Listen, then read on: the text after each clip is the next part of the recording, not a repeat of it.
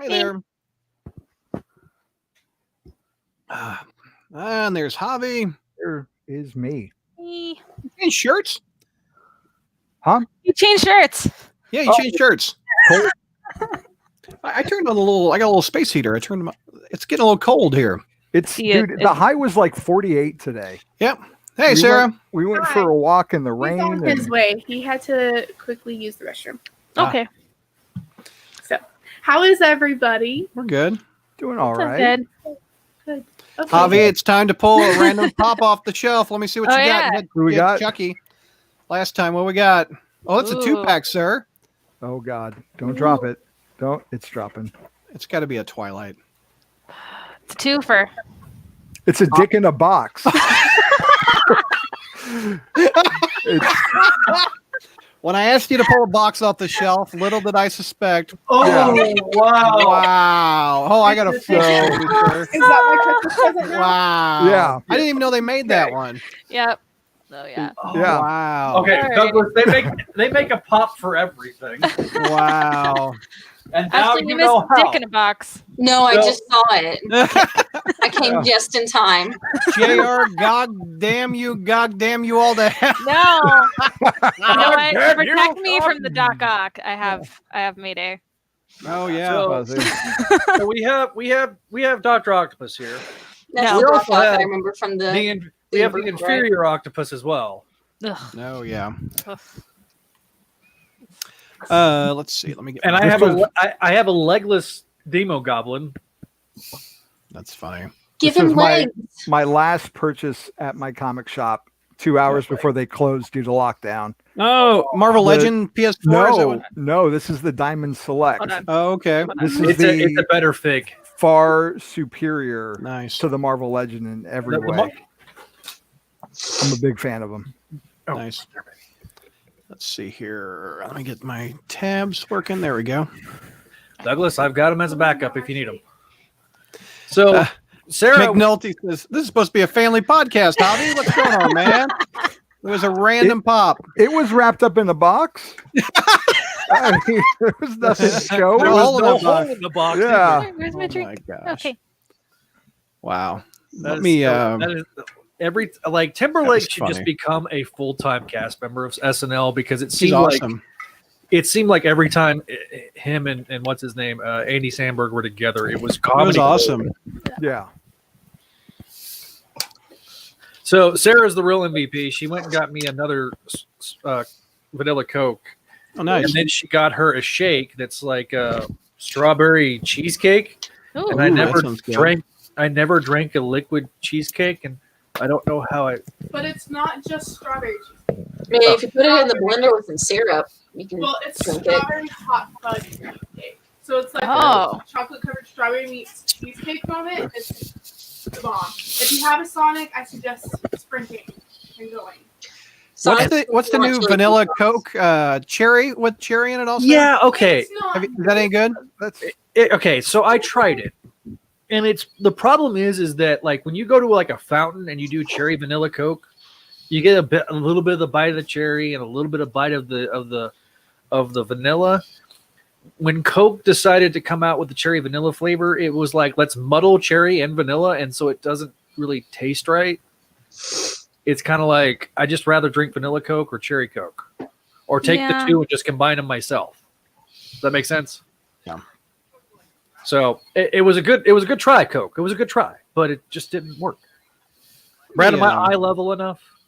Yeah, you look fine. Okay, Look because great. I actually raised I got some stuff to stack on my camera, so it wouldn't. Oh, good. I saw, so I follow obviously a lot of the local news people, and they were giving tips as to, how to make it look like you're looking at the camera. My only problem is because I'm looking up at the monitor, it looks like I'm always looking up. Yeah. Oh, yeah. But Yeah, a I have lot of my friends are broadcasting from their living rooms, which is funny. yeah, it's been quite a. You can tell who invested in equipment and who did, who didn't have the chance to. Yeah. I feel bad for everybody. Yeah. You know? Okay, let's Where's my see map? here. Let me pull up who is doing what. You don't need it. I think Javi, I'm starting with you. Yes, I am. Okay. I started with you last time. Look at that. You're my starter. I love how JR ended up in the exact same spot as he did. he's like Whoopi Goldberg from Hollywood Squares. You mean Whoopi Goldberg? Oh no. I'm a little like I feel a little weird that I'm the only one in a red shirt and everyone else was like earlier wearing the same shirt. Oh yeah. I was wondering See, what now episode you're of like- Star Trek I was on Well, you're a and when red I was shirt. going to die. JR even got that reference. Well, if we do next gen, you're a-okay. God bless Texas. Yeah. She's in Austin wants to know if we have any spider criminals. Yes, we do. We have Because- spider criminals. because we're just mere puppets to Yeah. dance for Douglas.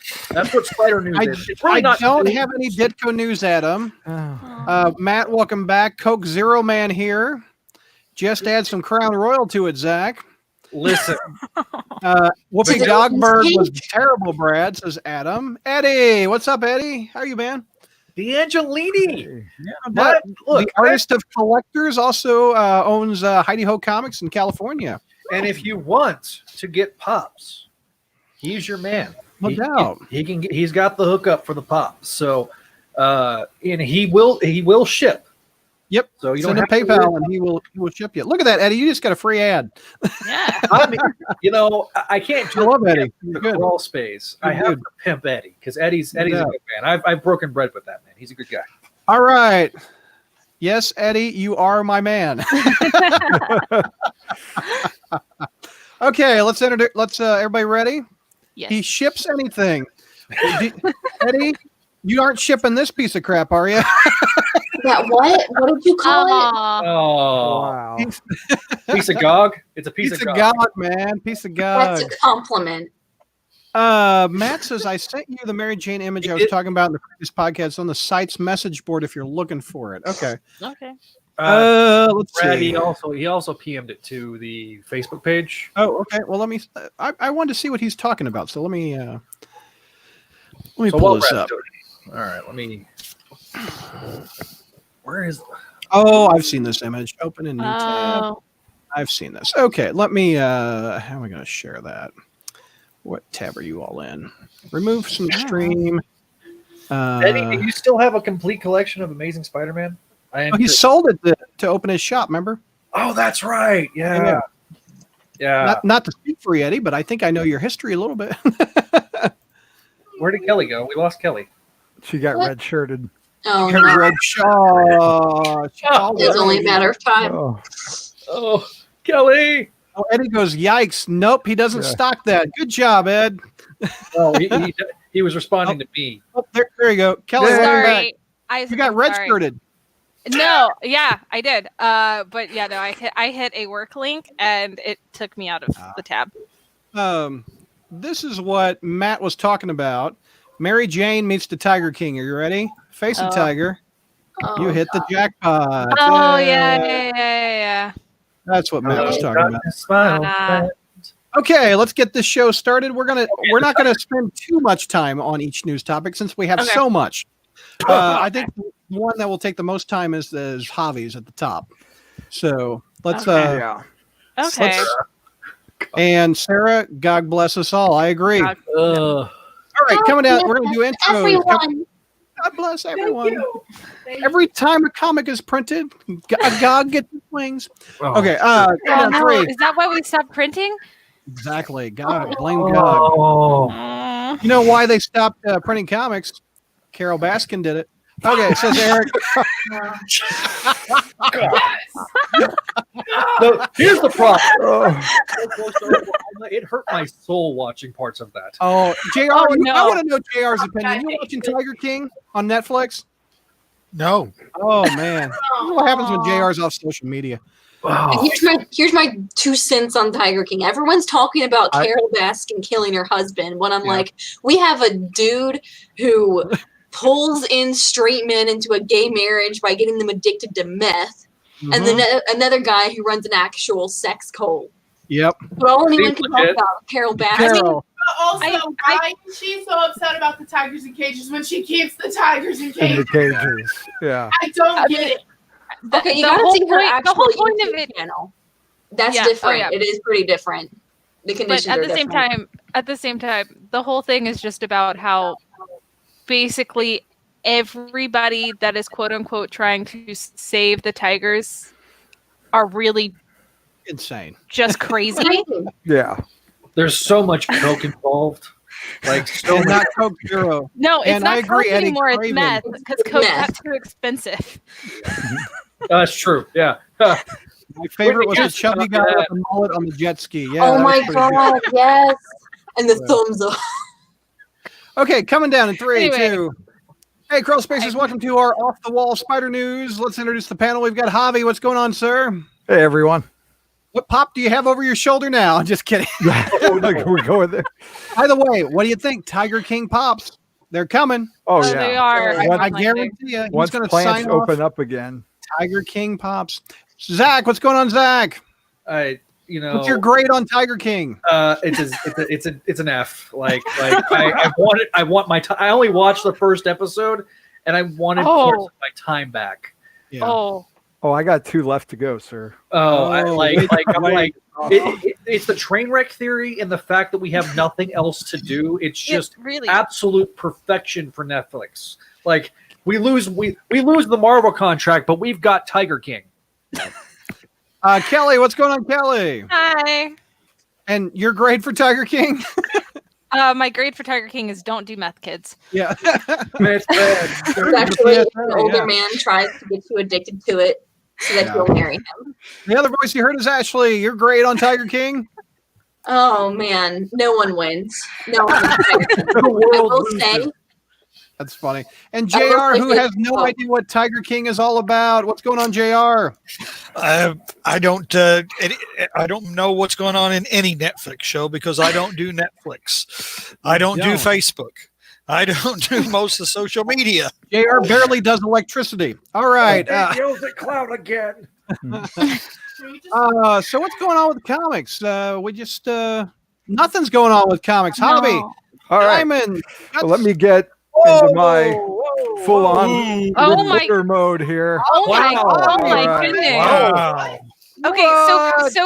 so for our people not watching this, us like recording this on YouTube, Javi he shows up in a blanket, It was cold. and then he just took off his blanket to reveal that he is completely dressed up and he is now wearing glasses and he is very Anchorman. professional and Yes. serious about this news story, guys. This is my first news show. I want it to be great.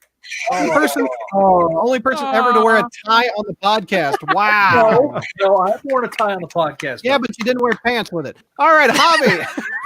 Wait, how do we know that? You know what? Never mind.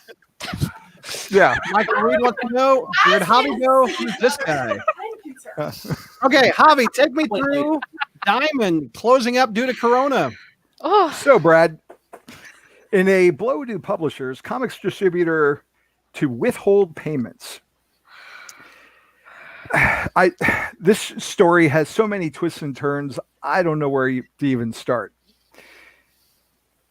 So the coronavirus is messing every single thing up.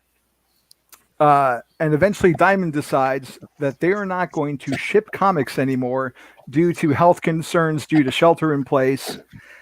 DC, their printers have ceased printing, so they have no new books coming out. Mhm. But now Diamond is withholding payments to, I'm not even really sure because it doesn't say if it's to Marvel or to DC or to the actual stores themselves, but no one's giving them money because they're not getting money in because they're closed. yeah. So everyone was placing all their bets that this program called Comic Hub was going to be a temporary stopgap. What Comic Hub is you would buy your print comics, which would unlock a digital code that you could read when it gets released digitally. And then theoretically, when all this is over, you could go to the comics shop that you purchased it through their digital storefront and pick up your print hard copies of the digital issues that you've been reading this whole time. One of the big problems with that is, since we have no idea how long this shortage is going to last, how long we're going to be isolating in place, that the people on the ground could have 4 weeks of comics built up that they'd have to figure out who owns what and who gets delivered what. And if it goes on for longer, that just increases exponentially. It could be 10 weeks, it could be 20 weeks. And a lot of stores have a hard enough time maintaining a profit as it is. And there's just too many questions and issues on how any of this would really work. It was a good idea in theory, but a lot of the individual stores were against the idea. And it turns out that Marvel and DC, I guess, weren't so keen on it either. One of the original ideas was that digital was still going to be a thing, and that print would come later, that Marvel was going to release their books, DC was going to release their books.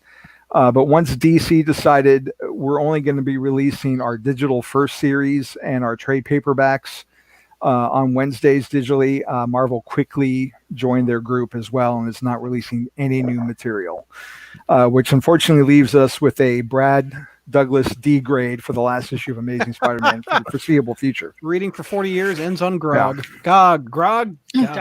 Dog. Yep. So while Comic Hub was a potential possibility that sites like Bleeding Cool were touting as our potential savior, those dreams quickly turned to dust. And here we are in a comicless wasteland. Okay. It's temporary, guys. Yeah. And Well, the problem is it is temporary, and that's just entertainment for us. Yeah. As consumers, but for those who work on the books, it just came out recently that Marvel was sent an email to new launching titles that possibly were getting launched in May and June. Your Black Widows, your Taskmasters, you're getting your Empire back. tie-ins, those are getting pushed back. Yeah. And 20%, this is a kind of a vague figure that got pushed out there, that they are not going to be paid for working on material. So 1/5 of their staff right now, they said, stop working. We're not going to be able to pay you. Yeah. So what about Snowflake and Safe Space? I don't want to miss those. Oh, you mean the new Warriors? Yes, no, and the guy who got his powers from Granddad's internet gas. I don't want to miss that one. So in addition to all that, you have the shop owners too. Yeah. Which is my big concern. That's same. My former shop in Tucson, Charlie's Comics, is a one-man operation. He only takes off, I think, Thanksgiving and Christmas, 2 days out of 365. And because of shelter in place, no one can come in his store. He's taking pictures, posting them on Facebook of his stock, and he'll mail you anything that he's got, or if he can order it for you, he'll order for you and ship it to you. And my shop in Austin's doing something very similar. You send in your email pull list for whatever back issues, and they'll see if they have it and send it out to you. And that's how they're trying to stay afloat. But they had to let go 3/4 of their staff. Yeah. They can't afford to pay them. So while it sucks for us to not have something new to read this week, other people are hurting a lot more. Exactly. But that's also my thing on, like, when everybody was all up for Comics Hub versus, our digital platforms only. That was my main concern, was because that does hinder the comic book shop, because especially if this goes on for longer than a few weeks and it's more than just, 2 or 3 issues kind of catching up from the digital comics, what's, the people that are normally used to going into the comic book shops are just going to stick to digital at that point. So how are you supposed to get them back into the comic book store? This is one of the big concerns, I think, not just for comics retailers, but for retailers in general. Because people are suddenly going to get used to getting things completely online, and whereas they're being forced to, as opposed to it being a luxury, if that makes sense. So I think it's not just going to affect. This also is one of the big issues of having one distribution system for comics in terms of print. when they got the monopoly in this particular realm, it was, everything's great because of obviously what happened with Heroes World and Marvel and the bankruptcy and everything like that. But this is now the nuclear option that was unfortunately had to be imposed. So now suddenly an entire industry gets disrupted because we have no way of there's no direct distribution from Marvel or DC. Yeah. Eddie, I know you're listening, so I'm not seeing it on the feed. I don't know what happened, but what did Diamond specifically say to the retailers? I know we've gotten a lot of hearsay, but I'm curious as to what, as a retailer, what did they send you? Did they send you something very specific, like a letter or an email, or what did they do? Because I've heard different things. There was, you talk about like what Hobby was talking about with having a guy that basically runs his own, one-man operation. It's the same thing with my local comic shop. He's been around for 29 years. Luckily, he has other stream forms of revenue, not just comics. He does a lot of games and stuff like that. But this is why so many people are scared, because this is such a disruption to everybody. Yeah. Having the shelter in place. I mean, we just had our first confirmed case in my town literally Thursday, and now we're up to 5. Yeah. Because allegedly there was, this is all rumors and hearsay, so take this with a grain of salt, but allegedly there was a guy that went to Walmart after he found out he got tested positive and exposed, who knows, to potentially. And so it really, I'm hopefully Eddie's typing an answer out. Sorry. Actually, I'm trying to add Eddie to the feed. We're going to add him real quick. Okay, great. I also want to like just point out, like, I've mentioned my day job is in print, with those presses. So like the thing is like this shut down so many things for safety reasons, which is important, but it's also like the production had to be halted to keep people safe. And so it's just kind of showing you, it's like, because I saw someone was like, well, this is why Diamond can't be the only distributor. I would hope all distributors. JR, can I take you out for a minute? Sure. Okay. Bye, JR. Here comes Eddie. What's up, man? Hi, Eddie. Hey, Hey. Welcome. how you doing? Oh, I love over your shoulder. Those are the Marvel glasses we've talked about in the past. Other Yeah, yeah, I love those. I'm all backwards. Where are they? There. Over Yeah, there. I'll full screen Yeah, this it one. takes getting used to, Eddie. And Where'd then you get those? the Was it 7-Eleven collection back of in the day? expensive comics back over there. Wasn't it 7-Eleven, or where did you get those back in the day? No, those are the old Pepsi glasses. They're not the 7-Eleven cups. 7-Eleven were plastic cups. I remember that. Yeah. Yeah. Yeah. So I hear you talking about retailers and Diamond. Yes. Tell me. Yes. By the way, do you like Diamond? Do you get along with Diamond? They're a monopoly, man. It's a love-hate relationship. Yeah. Necessary. Yeah. The people that I've dealt with, my former rep who unfortunately left Diamond, he was great. If I ever had a problem, he took care of it. There were times where I ran up against, being a newer retailer. Well, newer, I mean, only doing this for about 5 years. Yeah. The first couple of years, there were times where I ran into problems, and he immediately contacted me and swooped in to save me. The finance account woman, Maria, she's great too. I talk to her all the time, but it's a monopoly. So you've got to deal with get it. what you get from Diamond. You get things that are messed up, screwed up. You have nowhere else to go. Yeah. Would it be better if you had competition? I mean, competition is better. It'd be nice if, what was it, Capital City back in the 90s or 80s? There were several back in the 80s and the 90s, and they all pretty much just disappeared.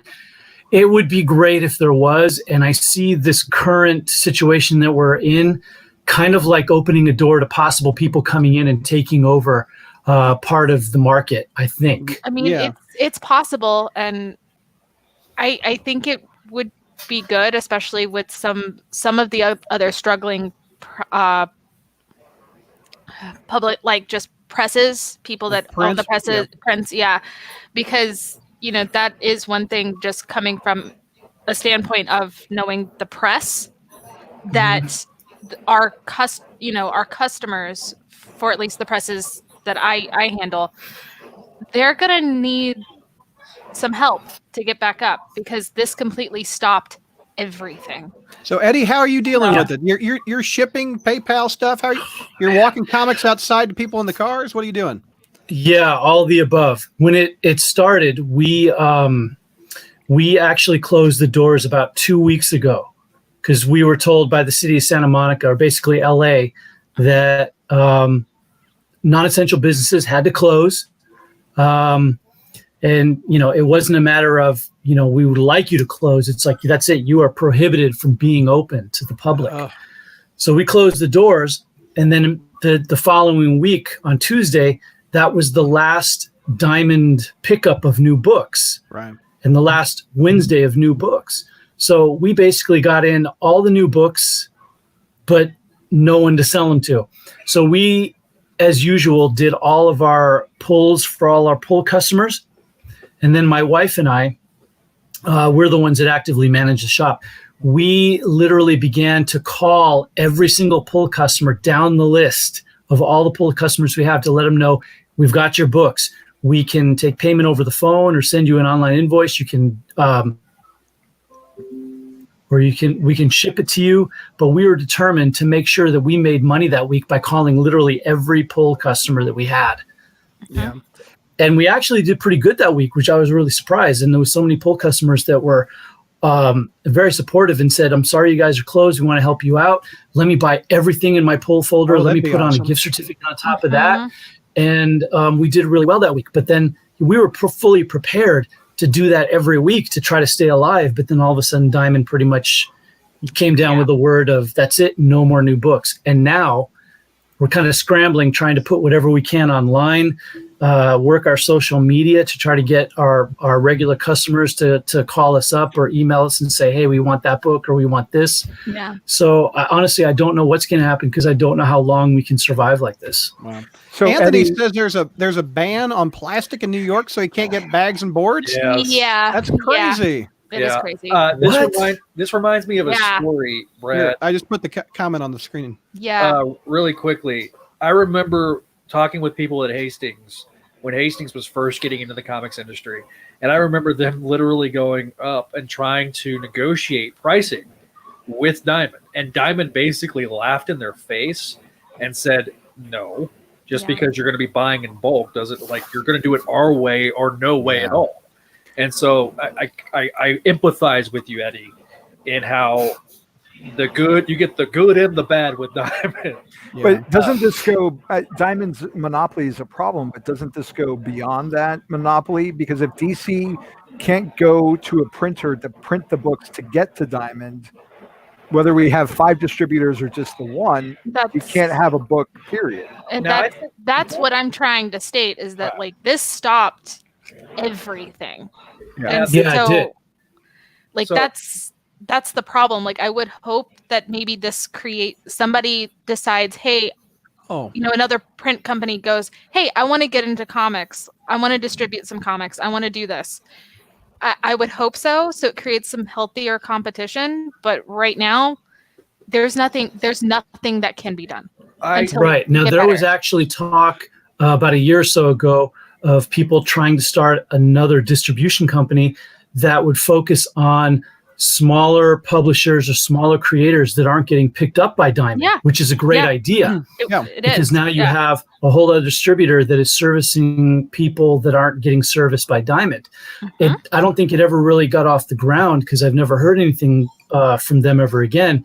But if they were to try to attempt that, and to try to even maybe like take away some of the smaller publishers away from Diamond, now is the time to do it. Exactly. And I fully support that. I really think there should be at least one other distributor that is going to keep Diamond on their toes. Yeah. What about that Comic Hub thing that Javi was talking about, where you get a code that you can pick that up? Tell me about that, Eddie.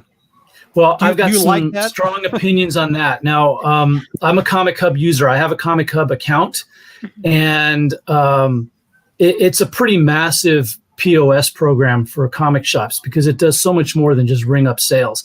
It tracks your inventory, it markets to all your customers and even beyond your customers. It does so much. And Stu, the guy that started Comic Hub, is like constantly thinking ahead and trying to come up with more and more stuff to do. And his basic idea was that, hey, if we can't make money off the print versions of these comics, which aren't coming out, let's figure out a way to make money off of the digital versions. And I'm all for that because I'm really, I'm going to say some stuff here, but a lot of the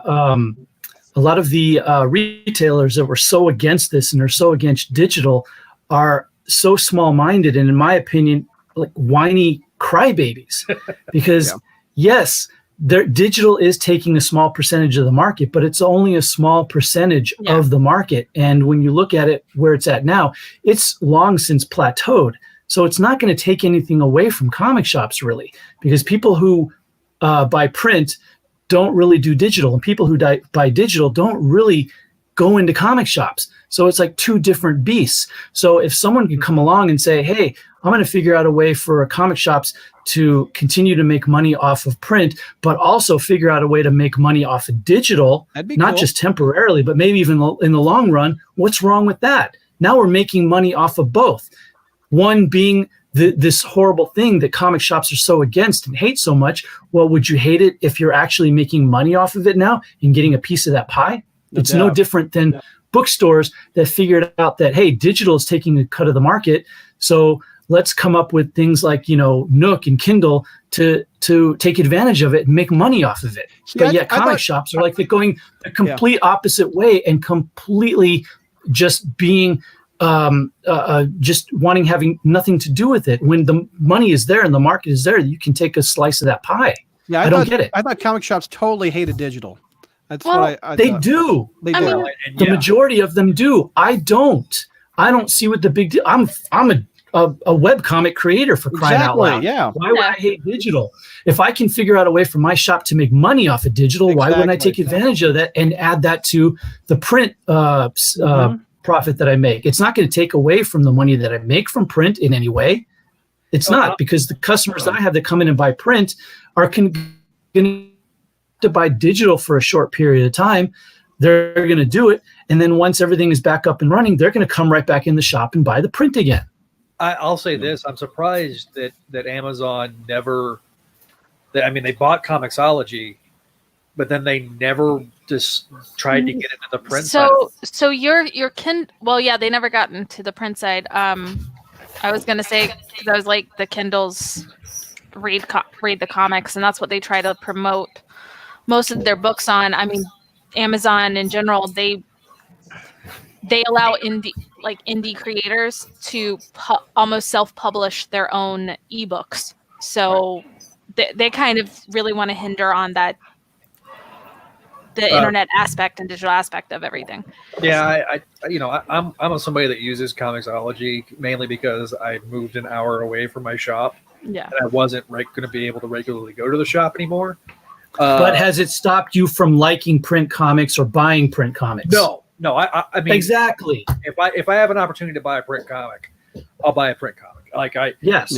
Eventually. In fact, you know how many times in my shop people have said, "Hey, I read this comic on Comixology. I really liked it, so now I'm coming in to buy the rest of it from you." That happens all the time at my shop. Yeah. Exactly. Why would I try to hinder digital? It helps me. Yeah. It can be. It's the gate. It's the spinner rack for the. It's the spinner rack on your phone. Yeah. I mean, if there's something you really love, you'll want a physical copy of it too. Like with my movie collection, with books, there's right now, it is the only thing that is bringing people into the shop, or one of the only things, because the movies sure as hell aren't doing it. Oh, that's but people seeing stuff digitally on Comixology, that's their readers. That's getting them to come in the shop and buy the print version. Eddie, your web address, is it HeidiHoComics.com? Is that your website? Oh. Eddie, you froze up on me. Sorry. Is HeidiHoComics.com your website? HeidiHoComics.com, and then my There you webcomic go. is collectorscomic.com. So how can we help there you it out? is right there. Can we go right here and order stuff from you? You got your eBay auctions over on the right, on the left, I mean. Yeah, the eBay store is there, and that's mainly for a lot of our older, more expensive books. We are literally right now, as we speak, scrambling to try to make more of our store inventory available online. So I'm one man. I'm trying very hard to get it done. Here's some of your stuff you've got. What is this? What is that? Uh-oh. Brad's What's like, Okay, Brad, I bought a huge collection of vintage British comics off of a guy. British, okay. And just tons of great Spider-Man stuff. Hold on. Uh-oh. Oh, you got it there. Oh, no. got the physical We've already stuff. gone off the rails. Here, I'm Poor full JR. screen, Daddy. Hold on. I don't know if you can see this. Oh, look at that. I've never. Oh, that's yeah. Now that's British. It's not the Mexican comics where Gwen lived, right? Eddie, how much? is No, that? these are the British reprints Yeah. of all the Spidey stuff. Mhm. That's Cool. really cool. That's cool. That's really cool. Anybody watching, you can. And then Oh, it's not look at Spidey, that- but this look at is that still Steranko. Steranko Hulk. Steranko. Yeah. Nice. Anybody wants to buy this stuff, Eddie's got it on HeidiHoComics.com. I'm giving you a free ad, Ed. Thank you. Thank you. Eddie, you know, I know that right now it's a very tenuous time for you, and Yeah. I just hope that this ends as quickly as possible, just so you can get back to doing what you love, which is owning that Same. store. Yeah. And I know how hard you worked to get all those Amazing Spider-Man issues. Yeah, he sold his complete Amazing Spider-Man collection to open this comic store. Yeah. And Yeah. I remember how proud you were when you finally completed it, and so I know that it took a lot to decide to make that investment and buy the shop. Ashley, you got Yeah, I this still one? cry about it. Now, you almost. I have to ask. Do you have the complete Ooh. run in the shop? Almost. Right now, no. The older inventory, like that kind of stuff, really just changes over a lot because I buy collections all the time for the shop, and unlike other shops, I tend to price my older stuff like that very fair. So a lot of those good key issues like that sell pretty quickly. Unlike shops who like overprice it and it sits on the wall forever because no one's ever going to pull the trigger on it. Yeah. I think I price my stuff pretty fairly, so a lot of that stuff sells quick. And in fact, after I sold off that entire collection to buy the shop, about the first few months of owning the shop, someone came in with a giant box of old comics and said, "Do you buy comics? I got this box of old comics. You want to buy it?" And it was all Silver Age Spider-Man. So the stuff comes back. It all comes back around. Yeah. Well, Eddie, anything else? How can we help you out? Go to your website.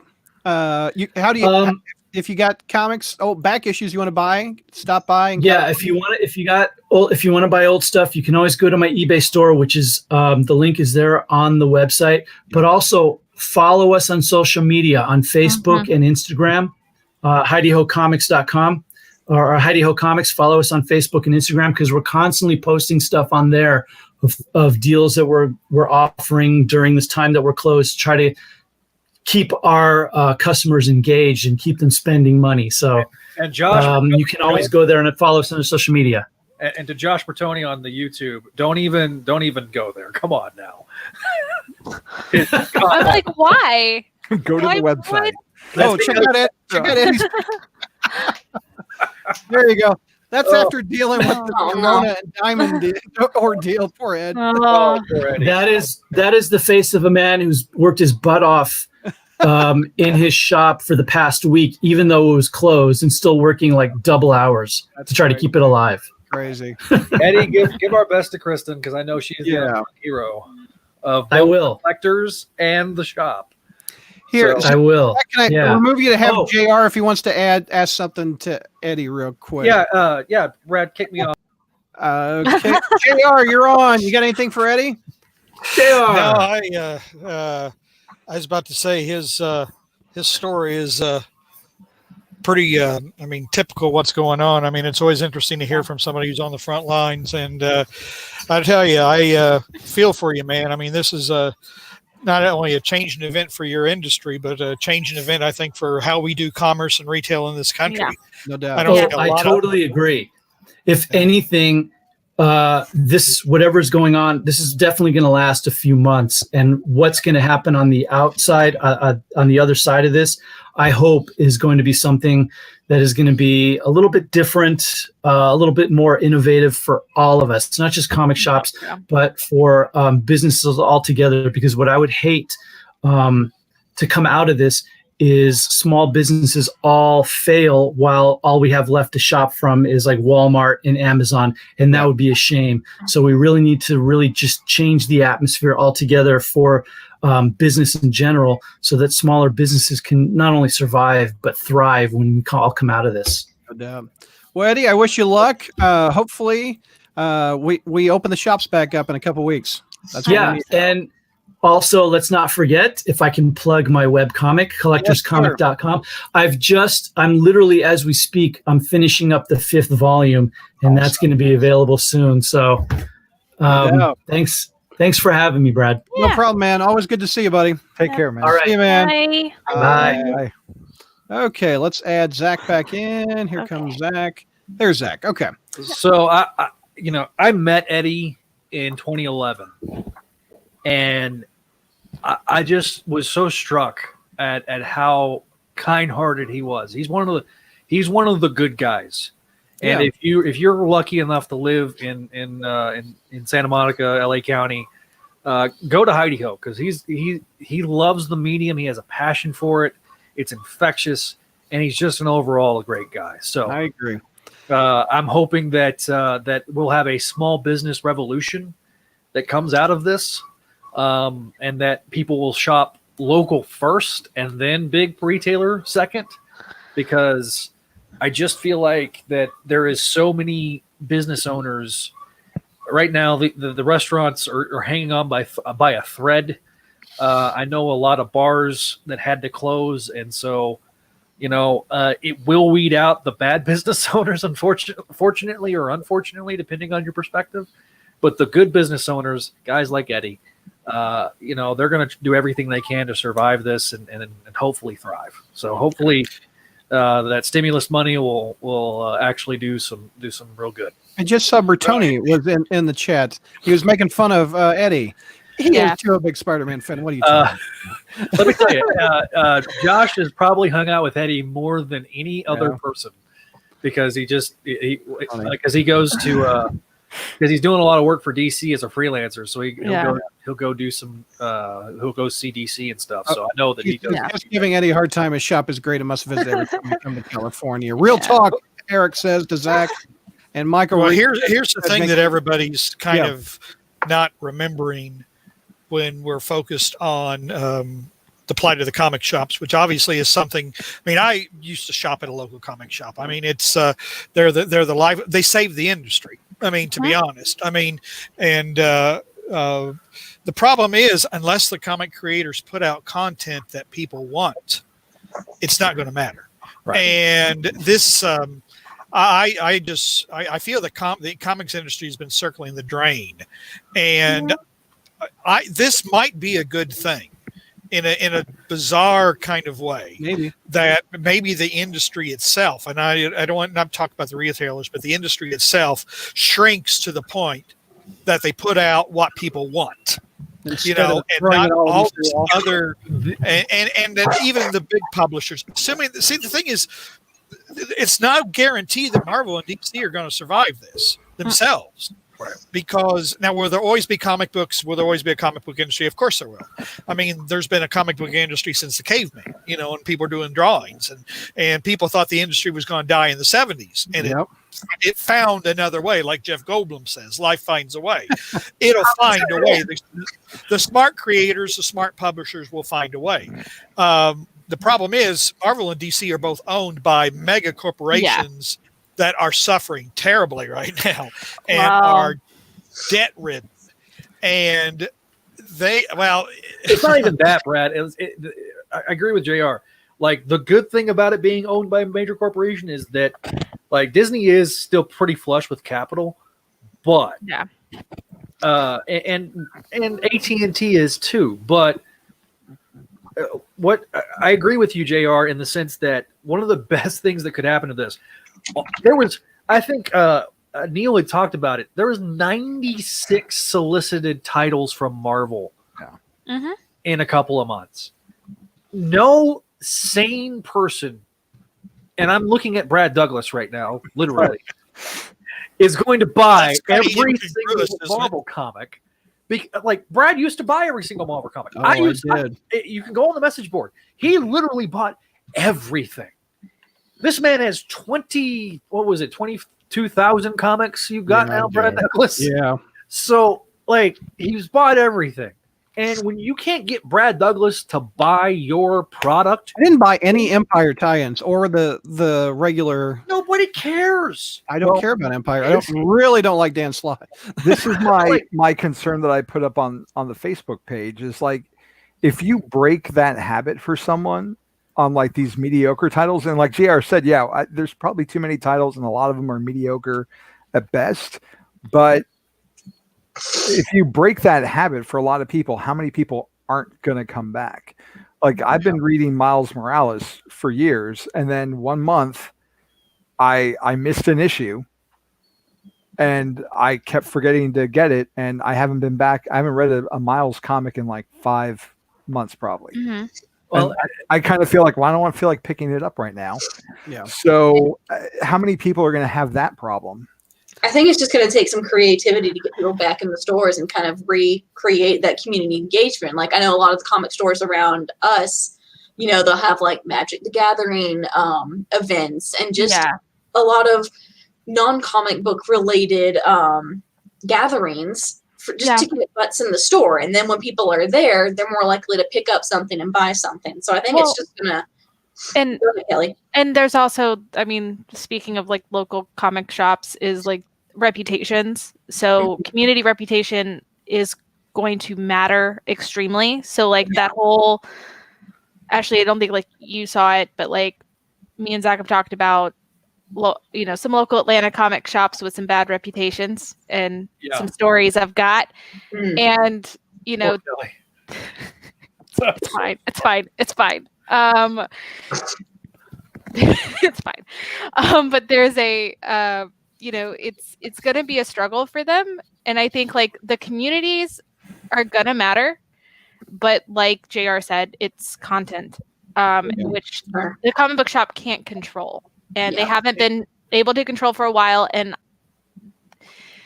that's something that I'm actually more fearful that, because the big corporations are kind of over the comic book industry now, and a lot of it lately has just been marketing for movies, marketing for more media, that I don't know if anybody's going to, I don't know if there's going to be a revitalization and like some actual inspiration to do something unique and new and interesting. I think we're definitely going to see, and I'll get into this when we move on to movies. Yeah. Whenever we get to that. We are right now. Look at this. Yay! Yay! Transition. There you go. Take it. Good What we're going to see is that companies, you know, these movie producers are going to be a lot more selective with the content that even gets released. There's so much being pushed back, not just Spider-Man related. Yeah. But one that I just heard of is that Disney was going to have the Artemis Fowl movie come out later this year. Okay. In defense of Artemis Fowl, that has already been pushed back 3 separate times because the movie is bad. Test screeners were saying that it was bad, so they were going back and doing reshoots, going back and doing reshoots, re-edits. So there's a reason that went to Disney Plus. You know, versus like Black Widow being pushed back to November. There's it's depending on the content, because now they have time to look at it and determine where it needs to go. When was Spider-Man 3 going to come out? 2021? Yeah. So actually take me through this. We're maybe 2022? Yeah. Yeah, basically we're seeing anything that was going to come out in the next few months in the spring is getting pushed back to completely to next year. Most of them seem to be getting pushed back about a total of 10 months. So Mulan, Black Widow, Quiet Place Part 2, the new James Bond movie. Yeah. Wonder Woman. Javi's really upset about the James. I am really upset No about that. doubt. I'm wearing the tie. I'm upset about I'm wearing the tie Look, James Also, Bond- from the movie. Morbius But I'm is not getting worried about delayed. Morbius is coming out sooner than Spider-Man 3. Morbius is getting pushed back to 2022, isn't it? I got 2021 on this one. Okay. July Alright. 2020 to March 2021. Okay. Yeah, there you go. I this is what I still don't get. I still think that you could have put Morbius in Venom 2 slot and then put Venom 2 in March, and it still would Venom 2 would do fine. Well, look at how well Venom 1 did in that October Yeah. slot. Well, So that's I my wonder point. if they want a repeat of that. Yeah. Venom 2 is not delayed according to this one, Ashley. What do you think? Yep. It's only a matter of time, honestly. There's some speculation. There's no real clarity on why it didn't get pushed back. People just noticed that of all the things that are getting pushed back, Venom 2 hasn't been one of them. Speculation is that because some of these ones have been announced to be for 2021 now, is that they're like the spring and summer movies, whereas Venom 2 was slated for October? Yeah. So Venom 2 was slated for the time that it was slated for a time that most movies don't go for, because generally October, that entire month, generally, unless it's a horror movie, doesn't come out. It's not a good time. Yeah. Now all of the good summer movies are getting pushed in there, and so I'm kind of wondering how Venom 2 is going to add up, because now it's got competition. Yeah. Well, and that's and like I've said, I probably think I've said this like 30 times on the show. Venom's success was solely on two factors: no competition. So there was people were like actually wanting to go to the box office. Actually decided, I'll take a chance on Venom. And two, the Chinese market. And what were the most affected markets? The China market, because now suddenly all these American movies are going to come out at the same time in China, and you're going to have to pick and choose. It's a disaster for Venom. And you think they're going to watch Mulan or Venom? Probably both. Yeah, Mulan definitely. No, Yeah. it already came out. No. But I think Are you? No, Sorry. it's come out. I agree with speculation that Are you serious? Yeah. the reason Sony hasn't pushed back Venom yet is because they want to avoid moving anything that's in that area that people think is going to be safe. If they start pushing back stuff that's in the fall, people are going to be like, oh my God, how long is this going to go on for? It's going to go on all the rest of the year. And I get that there's a lot of right now we're dealing with a lot of uncertainty, and some of it is the fact that the testing hasn't been available, and so that's why we're seeing more testing kits, and now we're seeing more cases because we have more tests. You're getting a bigger, clearer picture, right? Yeah. So we're getting a better picture of how this is going, and so right now we're still in the fog of war.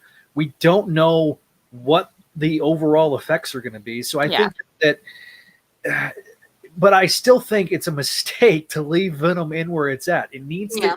It's going to have to. This is not going to last long. No, but it's fine where it's staying right now, because at the same time, it's still got a whole quarter before it really sees clarity. So I kind of understand Sony sitting on it for a second, letting everybody else schedule their movies, and then they're going to figure out a new space for it. And I kind of low priority right now. Yeah, and I think it's also smart to wait and let the dust settle for a movie like this, because they want it to do well, but they know what they've got isn't necessarily the best thing, but it is a fun movie set, so they want it to do well. So it's a smart. Financially, it's in Sony's best interest to do well. I got one more Spider-Man Corona related story, then we'll move on. Javi, you got this one? Yes, I do. So Spider-Man is running around the streets of England doing whatever a spider can to cheer up kids. Yay. Aww. So in the UK, they're doing things a little bit differently than we are here across the pond. Yeah. And Andrew Baldock is a martial arts teacher in England, and his friend Jason Baird had an idea. Apparently, they've had Spider-Man costumes for ages because they used to work in retail.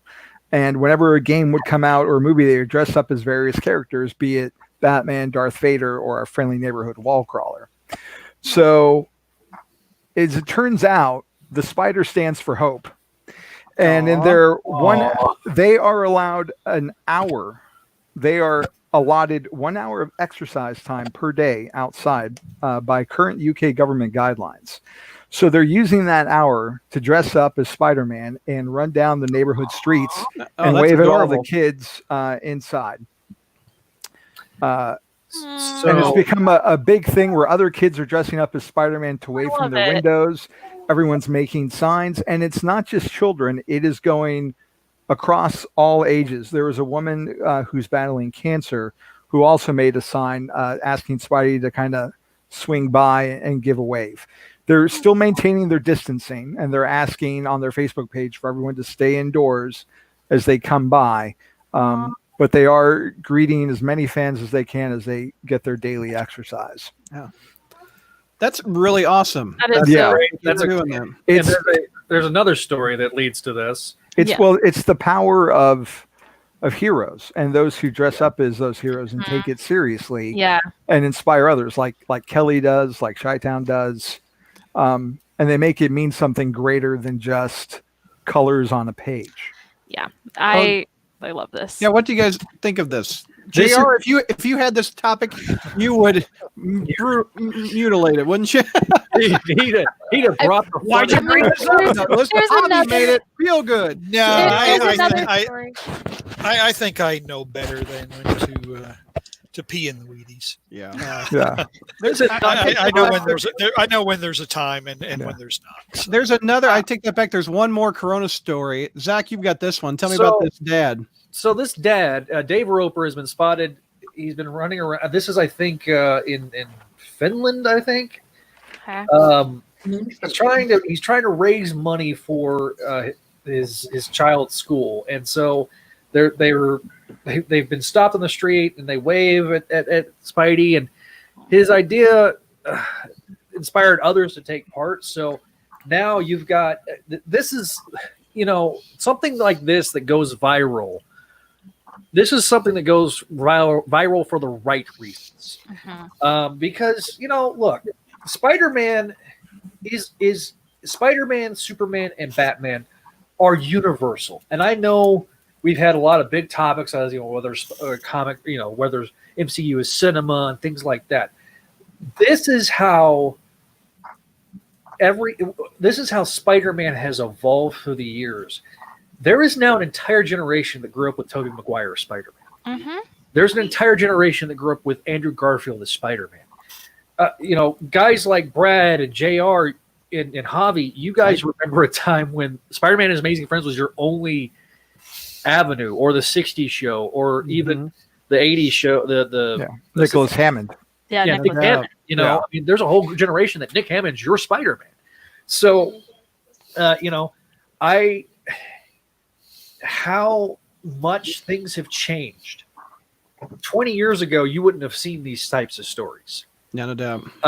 10 years ago, you wouldn't have seen these types of stories. So it's nice to see people making the best of bad situations, and the power of the human spirit is truly on display in things like this and in times like this. Does this warm your cold heart, JR? No. Okay. All right. Zach's got this next one. We're engineering some web shooters. So we go from heartwarming. So I'm bringing the funny on it. Okay. All right. Bring it. So these geniuses decide really quickly to make. Not only did Brad make me watch this 14 and a half minute video, I then had to watch another 10 and a half minute video. How about this? How about this gets sent to me because people want me to do it? So for the audio listeners, tell me what's happening. Okay, Zach. so what's going on is these guys from Hacksmith Industries is the name of the YouTube page. These guys try to create comics stuff. things like Captain America shield, Wakanda shields. Yep. And so they created this web shooter. Okay. But it's really not a web shooter. It's a web shooter that's a grappling hook. Okay. So it's not, so they're trying to make it as practical as possible. So they came up with this grappling hook design. And there's a lot of engineering that goes into this. But the whole point of it is, let's see if we can swing like Spider-Man, but we're not going to. So there's the grappling hook. Okay. They use these, they have all these servos. And so they got some Spider-Man gloves and they're making it to where it shoots out. So if we can progress in the video there, Douglas. Yeah. There's the setup. There he goes. There he goes. Yeah, but he's putting the little. All right, so. Oh no. Yeah. So the comedy of errors. Parkour. This is like the Tobey It's Maguire. like from Live Leak or something. Yeah, Parkour. Parkour. It's an Office episode. Parkour. yeah, it's like so. And here's the funny thing. So this guy, the guy in the glasses, he's not even. He's an intern. He's interning with these guys. Oh, he's from Spider South intern. Africa. These guys are from Canada, so they fly to Canada to make these things, right? And so there's some of the engineering. Well, then he has to go back to South Africa. So there's a follow-up video. Oh, there is? I didn't see that. Uh-huh. And so that they were trying to figure out how to make it to where, because they were only getting one web shot done. Okay. Is the link in the article I gave you? Yeah. If you go to the end of the video, it'll pop up. Yeah. Oh, well, okay. Hold on. Yeah. Keep talking. Go ahead. So eventually they finally get it done, right? So they okay, Kelly, at least they took precautions. But if you watch the beginning of this video, I know. like that dude ate ass. I mean, he literally swung and like slammed. I mean, that dude bruises his entire left side probably broken. I know. Is this it? This is it. Yeah, so that's it. This is his page, Build IRL. And so it's part 1. So here's the problem. We're going to have another part 2 of this. Douglas, wow. you're gonna make me watch another one of these videos. You're going to have to do this later on. Oh, wow. Look at all that. I will say that, like, at least it brings in the science and technology on, on the science fiction of it all. Right. So it is a fun concept in that way, but also it's, hey, would you like to watch people literally just hurt themselves? It's almost like Jackass meets superheroes. Yeah. And so, like he's explaining in the end of this video, some of the parts that he needs are delayed, and therefore he couldn't finish the video because of the coronavirus. So it's affecting even the YouTubers from doing their. So they like I say, they use some different actuators. It's interesting, but it's like, how do you get paid to do this for a living? I just need to know. I don't know. YouTube AdSense. Oh, that's how they get paid. I don't think you can make much money off of YouTube AdSense. With what? How many? Well, 8 million. That's a lot, actually. Yeah, they got 8 million views. Yeah. Is this the dude? Yeah, that's the other dude. Yeah. Oh, wow. Oh God. Yep. Okay, I'm trying to get to the part where he falls. So did I hear you correctly in that they had the interns to test it? Yeah, they have interns. So the most expendable. Yeah. Look at this dude wall crawl. That's kind of funny. I mean, yeah, I like that. But see, at the same time, these are the kinds of things that, like, I'm going to have to watch people at Dragon Con when we do the spider photo shoots, because, like, there's already a guy that, like, sets up a rope and a weight and hangs it off of a staircase outside and has people hanging upside down over cement on it. And I'm like, I literally told them, I'm like, if I see it, I'm going to have to tell you no, because that's literally a liability that will stop all of the photo shoots the moment someone gets hurt. Yep. But all right. And this is the stuff that I have to deal with. Like, I had somebody ask, hey, can I bring an aerial rig? no. Wow. So, And then what if like someone is making props like this? You said people were like sending this to you, like, "Hey, can you make this?" yeah, That's an issue there. If you made this for someone and they're dicking and around they with get it, hurt. Like, Yeah, oh, I mean, it's the thing is like all the schematics online. You can Yeah. actually go on their website and pull And the schematics make and it. make it yourself. that is Yeah. asking for a lot of trouble. Which is it's the thing is as from a science perspective, from an engineering perspective, this is a lot of fun. This is this is something to do, and it's amazing and it's cool and neat. But the issue is like in terms Ow. of people, There you go. yeah, Right there. of people wanting Oh. to do this with their cosplay.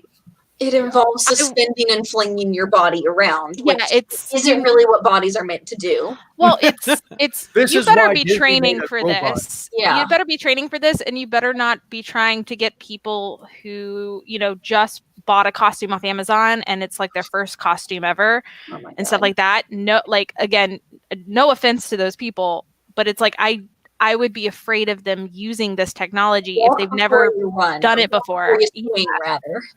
Because this goes into stuntman territory real Yeah. fast. And if you're gonna do it, you better have professionals around to help, and B, you better have like you notice when they actually did try to do the web swing where they got both of them at the very end of the video,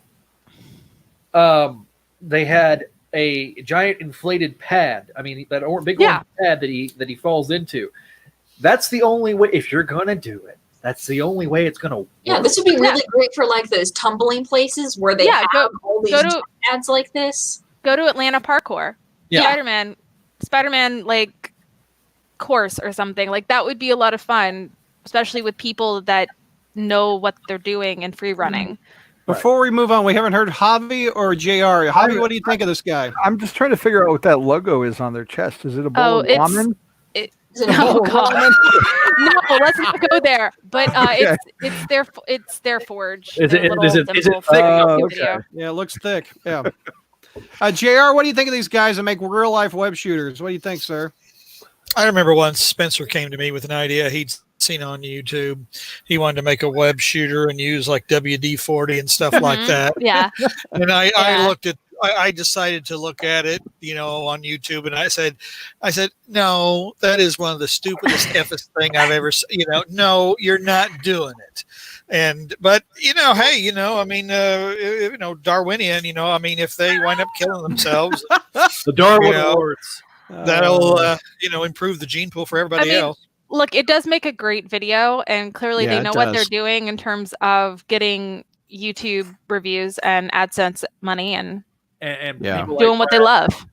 people like Brad that have like web shooters, Spider-Man, Google, Spider-Man crime, Google alerts, and like this is like Brad's like, oh, Hey, yes, you're taking JR's bit. He always makes fun of the person who presents the Spider News.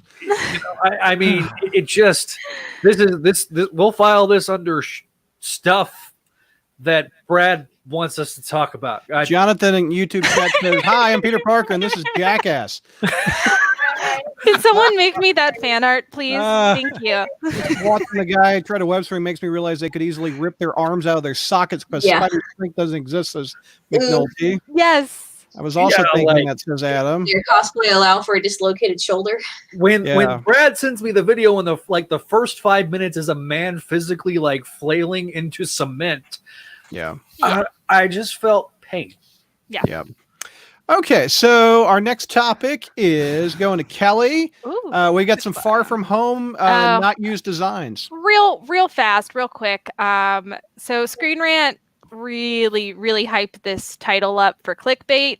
It is one photo off Instagram, but concept artist Gerard Moratz. Well, there's a few of them in there. If you could click on this link. Well, it's really just this one. Like that's all they talk about is this one particular photo. That's true. And Gerard Moratz, like he was a concept artist, so he's got tons of photos that they didn't use and things that they took back and came back with, and they're really fun to look at, but Yeah.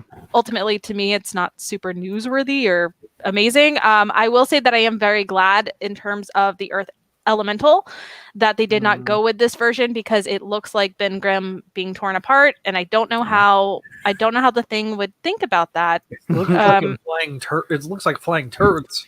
There. Yeah. Where was So- the? Here's the Molten fire Man. one. Yeah, that was Molten a few months ago. And so, there's like your I flying said, turds. yeah, he's been showing this as, just for content to drive up his follow rate on Instagram, like all the other concept artists do. And I mean, he's an amazing artist. These are really fun to look at. And I actually like that one. yeah, Right there. Check out the It's like you can Sandman with see it. the stripes. I think yeah, that's the kinda earth. cool. Yeah, so the earth elemental, because I hate just calling it they were very clearly supposed to be Sandman and Molten Man and etc. But they're the elementals, which is a completely different Captain Marvel Yeah, villains. But it is what it is, and that's fine. I'm just glad they really didn't go with the earth elemental that looks like the Thing. Where was the So- one where they all combine? I saw something. Oh, They it's Voltron somewhere. They Voltron all together. I saw it or somewhere. Captain did. They Dragon Ball Z fusion. Maybe that's it. No, that's just Molten Man. If they'd combined like Voltron, it would have been a much better movie. Oh yeah. I I mean, there's a lot of things we can say about Far From Home that would make it a better movie, but Yeah. Just keep it Man, far. there's so much art on his page, man. yeah, no, and I mean, he's an amazing artist, so definitely check out his Instagram. Definitely check out the concept art. I don't know. It's super clickbaity titled that, Yeah. it's nothing super special. It's what CBR got bought by. That's true. But I mean, it does also Screen Rant. Oh yeah. Because I wasn't given any legitimate news sources besides one, which was a local Canadian one. So y'all are about to get some snark on my next story because of that. Is it the title? Well, Is it so for that one? Screen Rant, it was the title. Yeah. So that one, you gave me Showbiz cheat sheets, and when you start reading it, they were covering "We Got This Covered," and we got this covered's news source came from a guy on 4chan. Oh wow. All Okay. right. So this is y'all very are in for a sketch. treat, because if anybody's listened to Satellites and listened to my Daily Bugle review,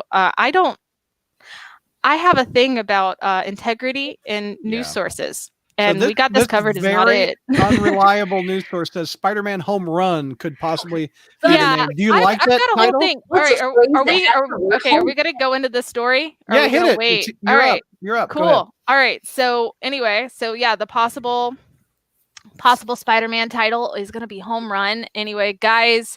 What I wrote as I was writing these notes, and I was like, guys, cheat sheet's almost as bad as We Got This Covered, and they go, oh, they're covering We Got This Covered. Yeah, they got Really? it right there. I didn't even notice. And anyway, the thing is that it's Home Run makes sense. It's really a good educated guess because the last two movies had home in it, and he's supposed to be running away. And I ran. Oh yeah, But- Spider-Man Home he's running away. Yeah, that's pretty good. And then the whole thing though is this is coming from an inside source on 4chan. Yeah, quote. I can unquote. already tell you right now, if there's any legitimate news source from Sony or from Disney, they're gonna be on Reddit, not 4chan. But I bet his uncle works for Nintendo too. right? Yeah, right. But anyway, then it was also the source on 4chan said that they were looking at Jason Momoa or Henry Cavill for Kraven. And Kraven's supposed to be the villain, which is something that everyone has been saying literally since before Far From Home even got filmed. I don't like either one of those castings. No. And for the record, there has been.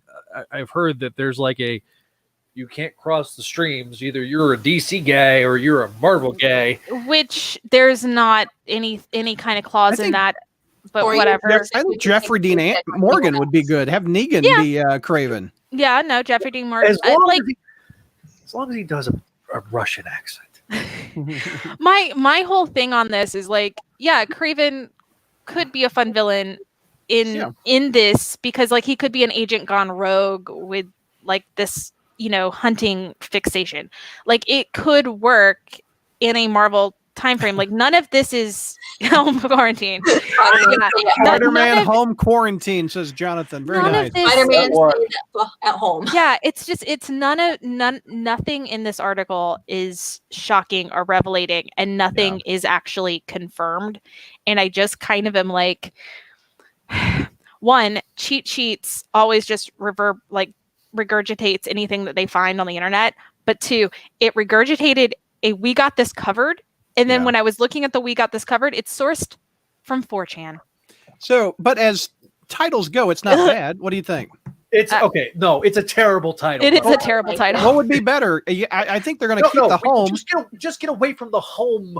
But that's the thing. That's not what they're going to do, because Marvel wants you to desperately associate The home trilogy. Marvel Studios with home for Spider-Man, which I don't agree with in general, because to me, I'm sorry, Sony's had it for most of my life, and I'm 30 years old. So Michael reads us Spider-Man homeschooled. So my issue with home run is like, okay, so they very clearly established that the genre for the Spider-Man movies are teen comedy. Spider-Man home run. What does he score? Yeah, exactly. He scores MJ. That's there you go. I just and thus our character arc is complete. JR, do you like the title Spider-Man Home Run? He scores was a day. Nope. You don't? Nope. No, first thing I think about is baseball. I mean, it's like, thank you. I'm looking for a baseball analogy or whatever, and I'm trying to think of what the hell does he go to a Mets game or something, or I mean, do they fight? I was going to say Shea Stadium, but that doesn't exist anymore. City Field. City Field. Yeah. Javi, home run, up, thumbs down. As long as Tony Stark doesn't create Spider-Man's villain, I don't care what they call I mean, it. I'm pretty sure Tony Stark's just going to come back. Tony Stark created this in a cave. While he was homeschooled. He created baseball in a cave. We got another movie topic. Ashley, we've got another untitled Sony Marvel movie coming up. Oh, no. All right. This one's promising. This one comes straight from the brains behind Amazing Spider-Man 2.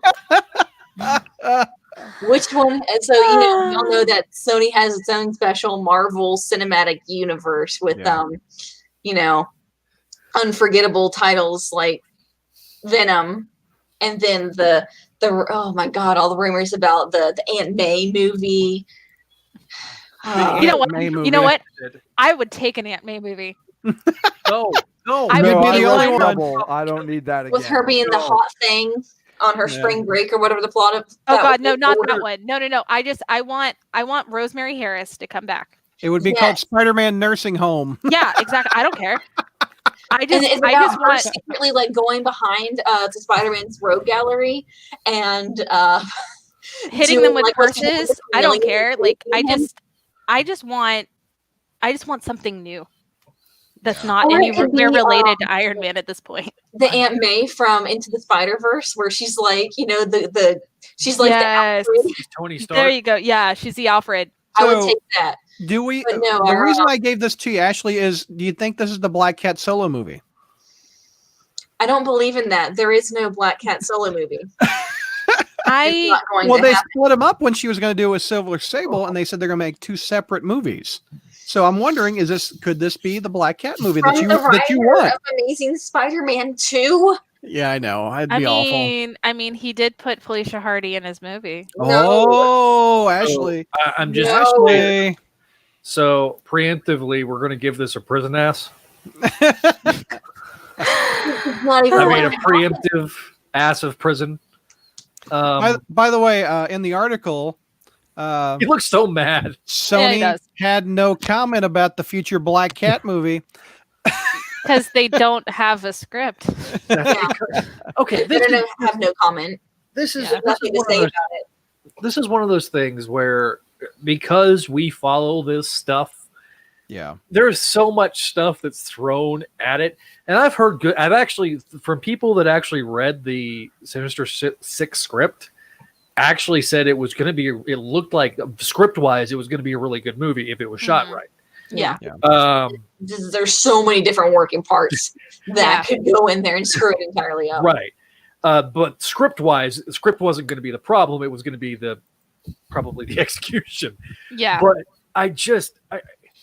can we just see if Morbius is going to be successful? Can we just see if Venom's going to be successful first before we start putting all these eggs in the basket? Because if these fail, and Morbius may be a middling success, and like I said, I'm mildly interested based on a trailer. Can we just see what happens with these movies first? Like, why reach out to all these people? Like, why try and go and start getting names attached to projects? Like, and like, all this about a Black Cat movie. I'm like, look, I have the Halle Berry Catwoman. That is the only cat superhero themed train wreck movie I need.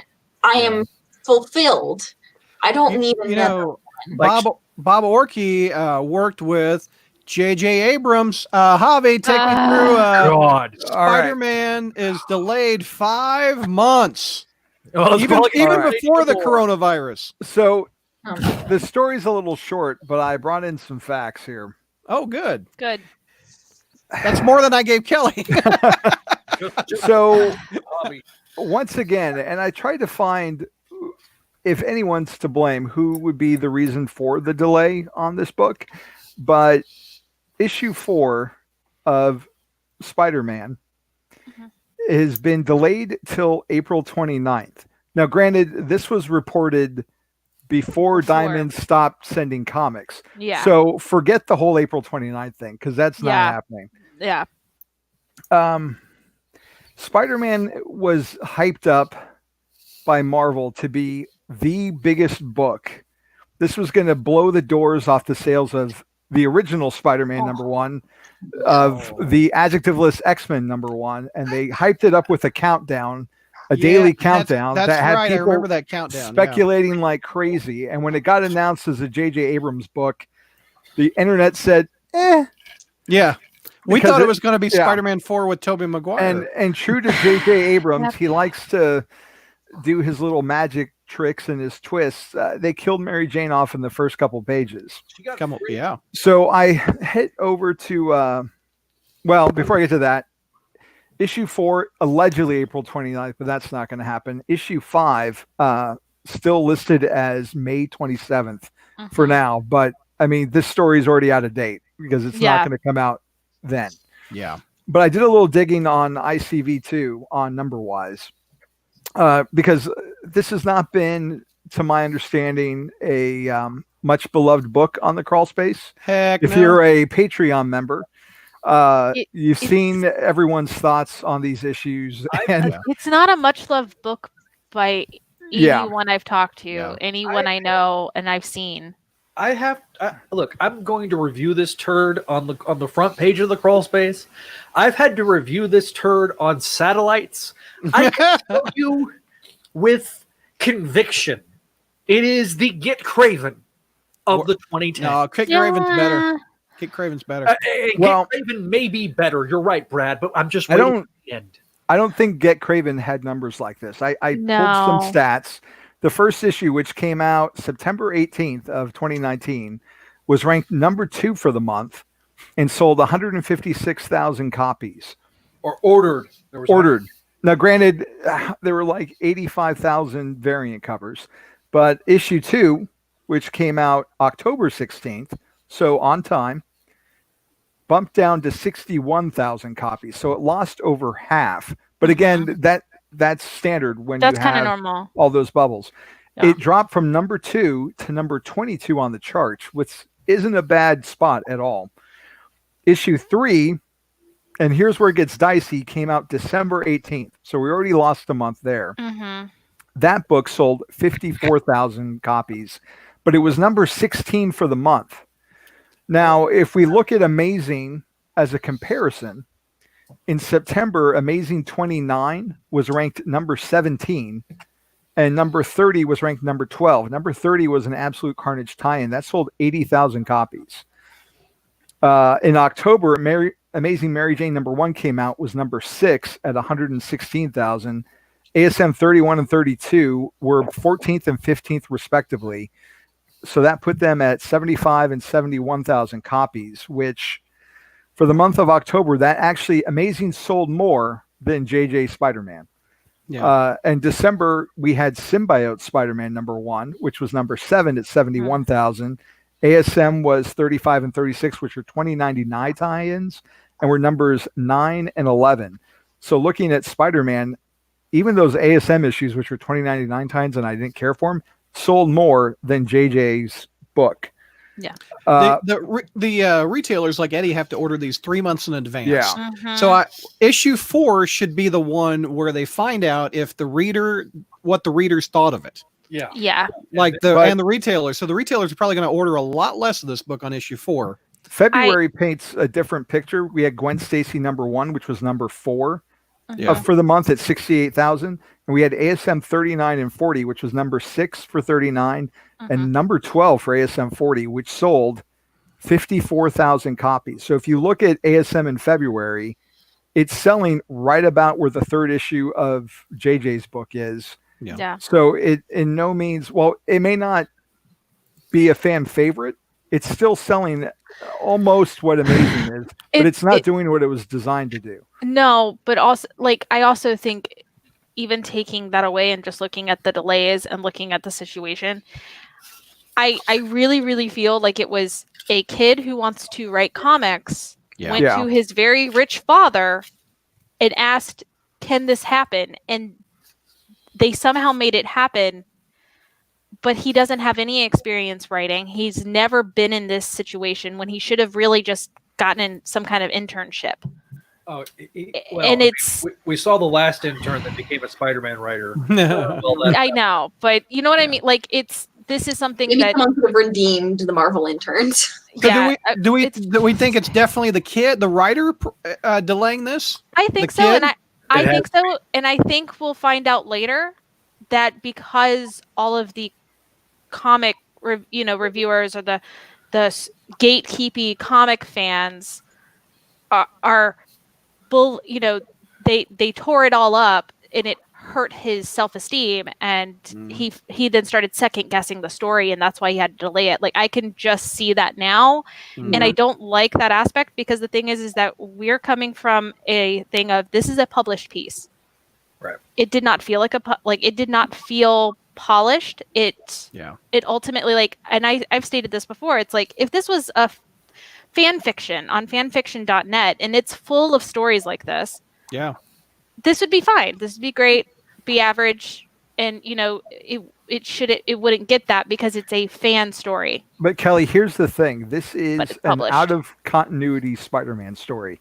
It has nothing to do. It has nothing to do with the main story or the daily grind.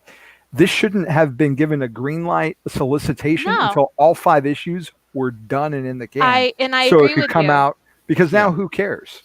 Well, no, and I fully agree with you. Like, it's a situation of that, but it's, again, why are you allowing essentially like a teenage boy and his father, where his father is clearly just overseeing this? Yeah. Why allow this? And the only answer I can come up with is fame and money. This was set up to fail from the beginning. Yeah. Because the hype that they gave it, the full page, basically slobbering love letter from Nick Lowe, and who I think has done a really good job with Spencer, but was so hands off with Slott, and when Slott needed to have somebody that kind of pulled his rein a little bit. That's the inherent problem with this. This was given so much attention by Marvel that, and there was so many established comic book veterans that were like, "Are you effing kidding me? We're really like the only reason that we're getting this situation or this particular story that's solicited and given this hype is because Daddy took care of it."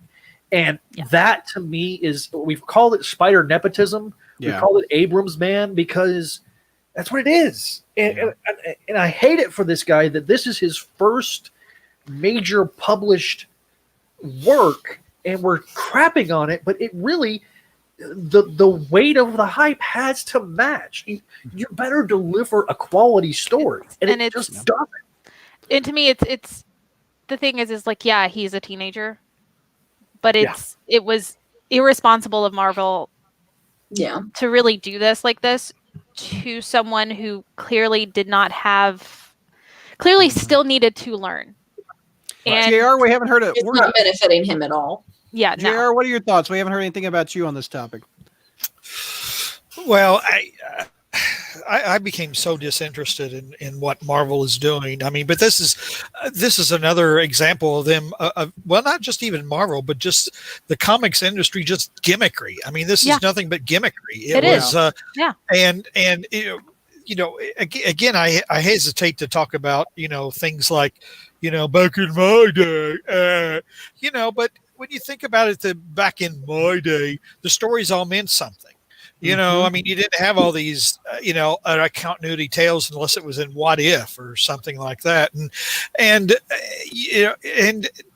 this just whole, like, let's get so-and-so to write a Spider-Man story. This get so-and-so to do this. And just throw everything at the wall. I mean, it's almost like they're deliberately trying to choke the market, all this stuff that's coming out. And here's the thing. I mean, with JJ, I don't get the Abrams. I really don't. I don't. Maybe it's.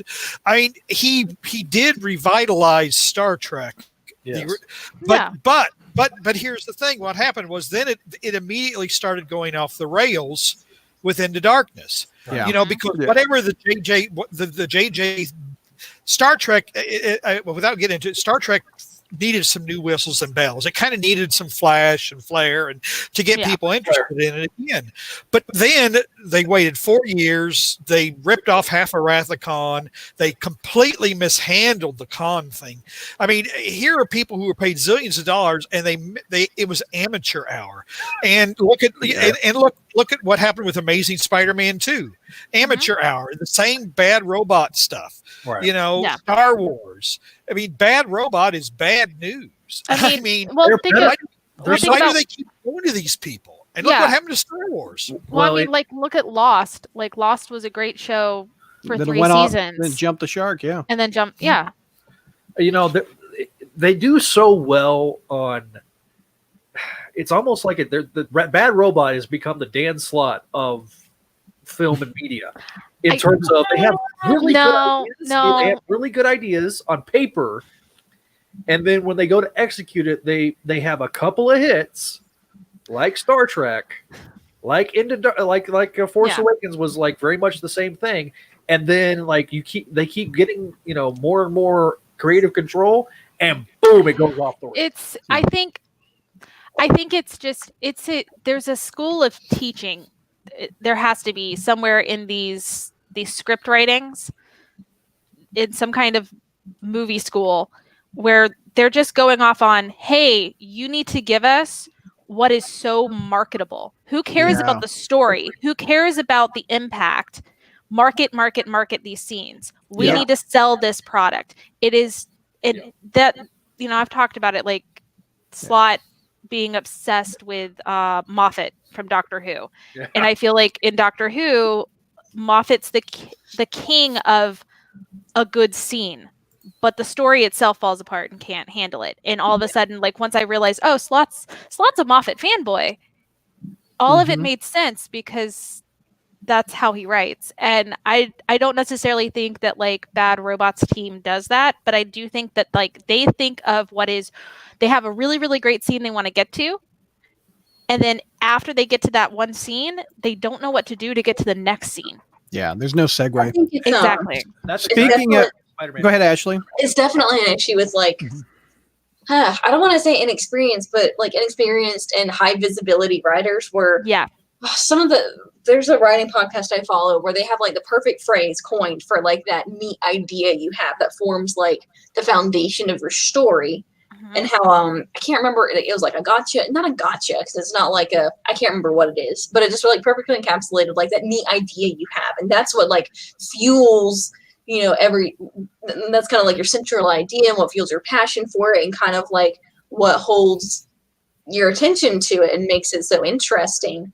But you still have to follow the correct mechanics of storytelling and flesh it out and build it and craft scenes and character in order for it to work. It's like, that's kind of like your engine, but you've got to build a vessel around that engine for it to get anywhere. And that's where a lot of people are missing the point.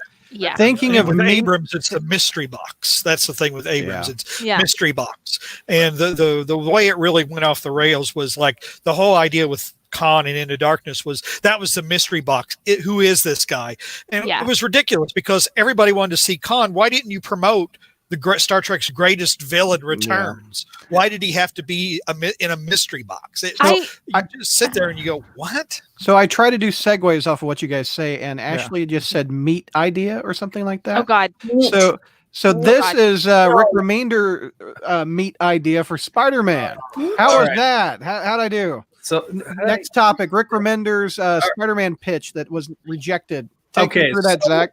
This is Rick Remender's fever dream come to life.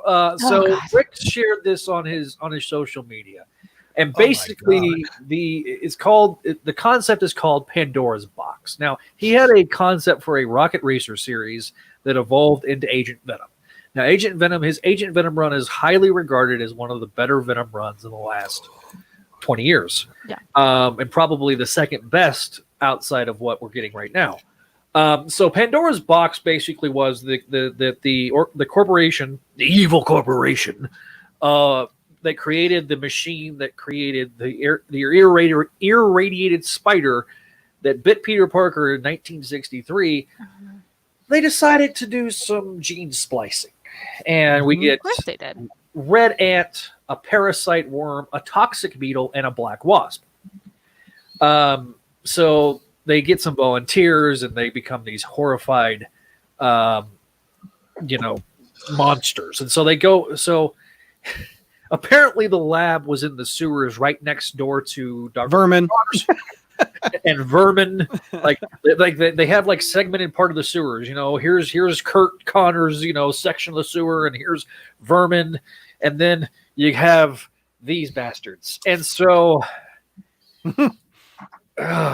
okay, so that's the basic idea. We only got a half page. We don't know about anything else. Do you hate the idea or love the idea, or it's not a horrible idea? We've gone to this well so many times. Okay. Everybody wants to do these stories where we go back to the beginning. We go back to the, back to the future, Marty. It's your kids. It's your kids, Marty. So it's one of those things where we saw this with Final Adventure in the 1990s. It was supposed to be this symmetrical thing where we go back to the beginning, and we have the machine that created Spider-Man, and we had Tendril. You remember Tendril? I remember Tendril because I covered it on Clone Saga Chronicles, but I didn't. You didn't have to. It was one of those things. Again, and Fabian Netzia is a good writer, and so is Rick Remender for all intents and purposes. Yeah, I agree. This particular, I like this Uncanny X-Force. Yeah, it was voted one of the top runs of all time. And on CBR's poll, however high esteem you hold that poll. I know it's, and we were showing the website. Mr. Metz did his Tangled Webs on this pitch. It's kind of interesting. I think Remender would have done okay with it, but it's one of those things. It might be a neat idea, but I just feel like we go back to this well all the time, and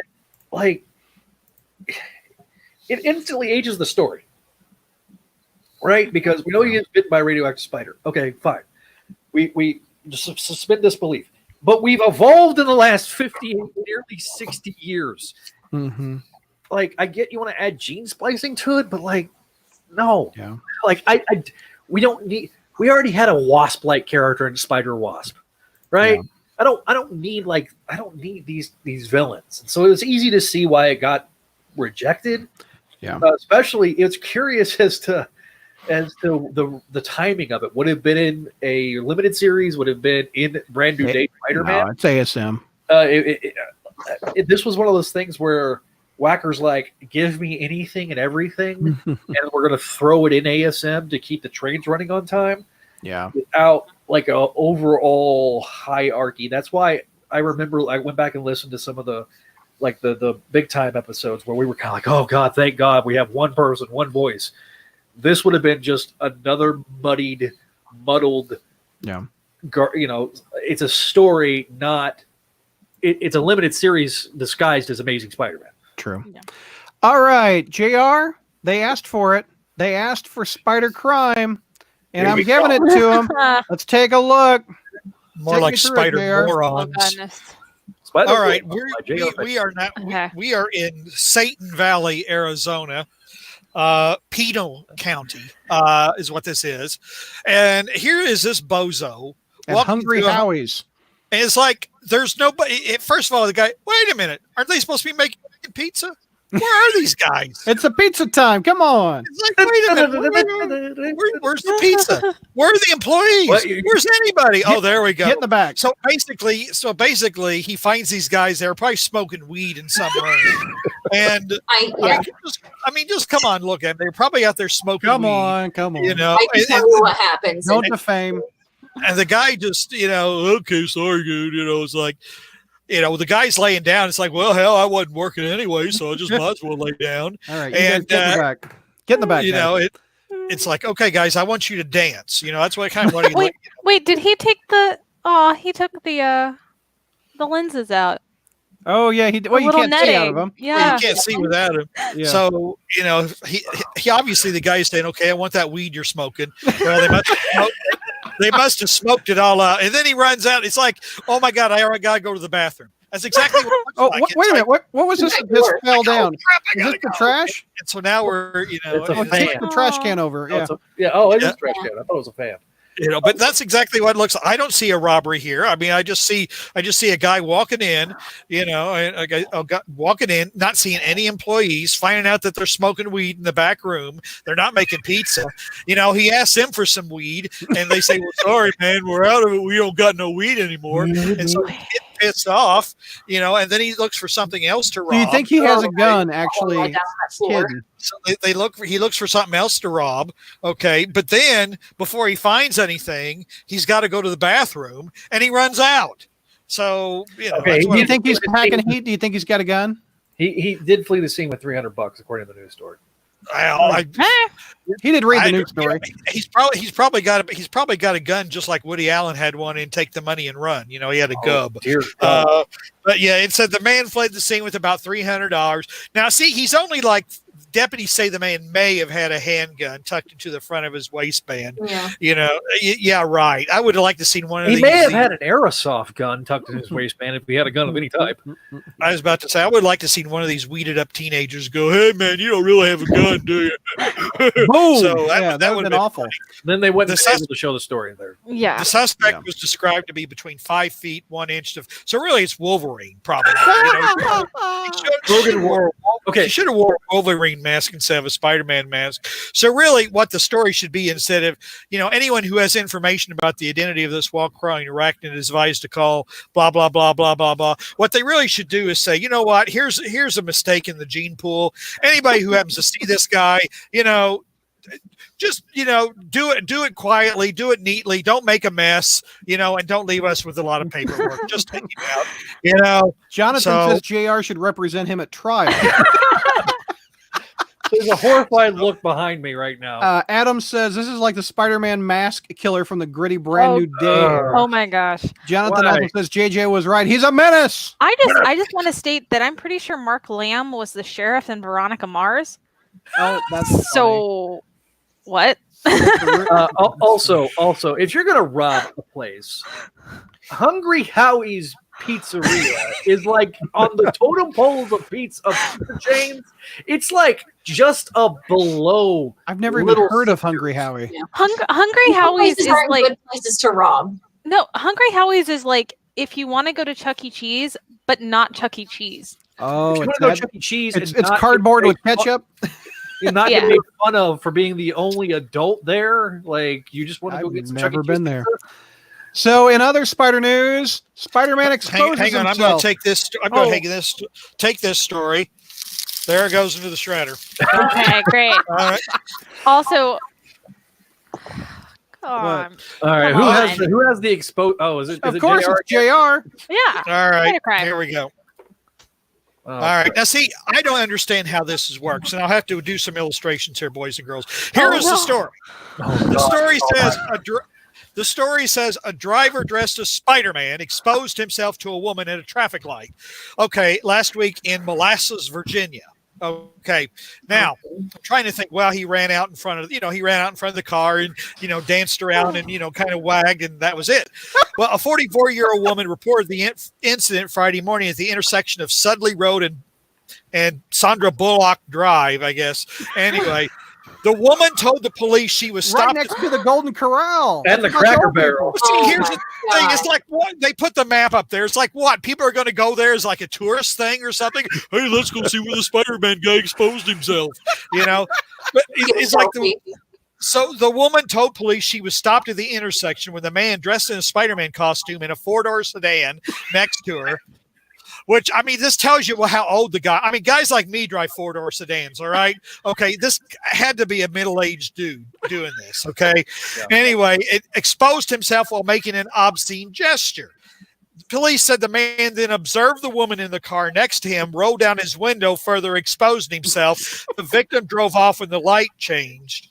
And it's like, okay, so the guy is in the car, right? So I don't understand how this works. So, basically what we're going to do here, Brad, get rid of the story. We're going to have some illustrations here. What we're going to do is here, I don't have any toy cars, but anyway, here's the woman driving through. Okay. All right. Here's the woman driving through. Now, here is Spider-Man. Okay.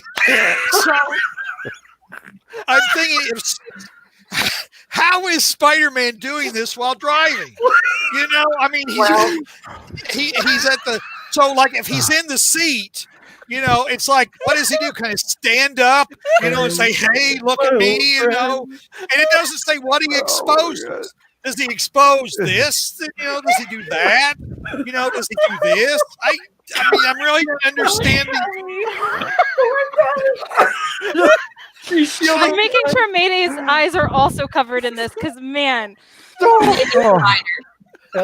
I mean, it just she stopped at the intersection. He's in a 4-door sedan too. I mean, it's not like he's in a low car, like for example. And then she could see, like if she was in a, and then that, So how is this happening? I just really don't quite understand how this is happening. So anyway, and by the way, this is the Tobey Maguire Spider-Man from Spider-Man for the first Spider-Man movie.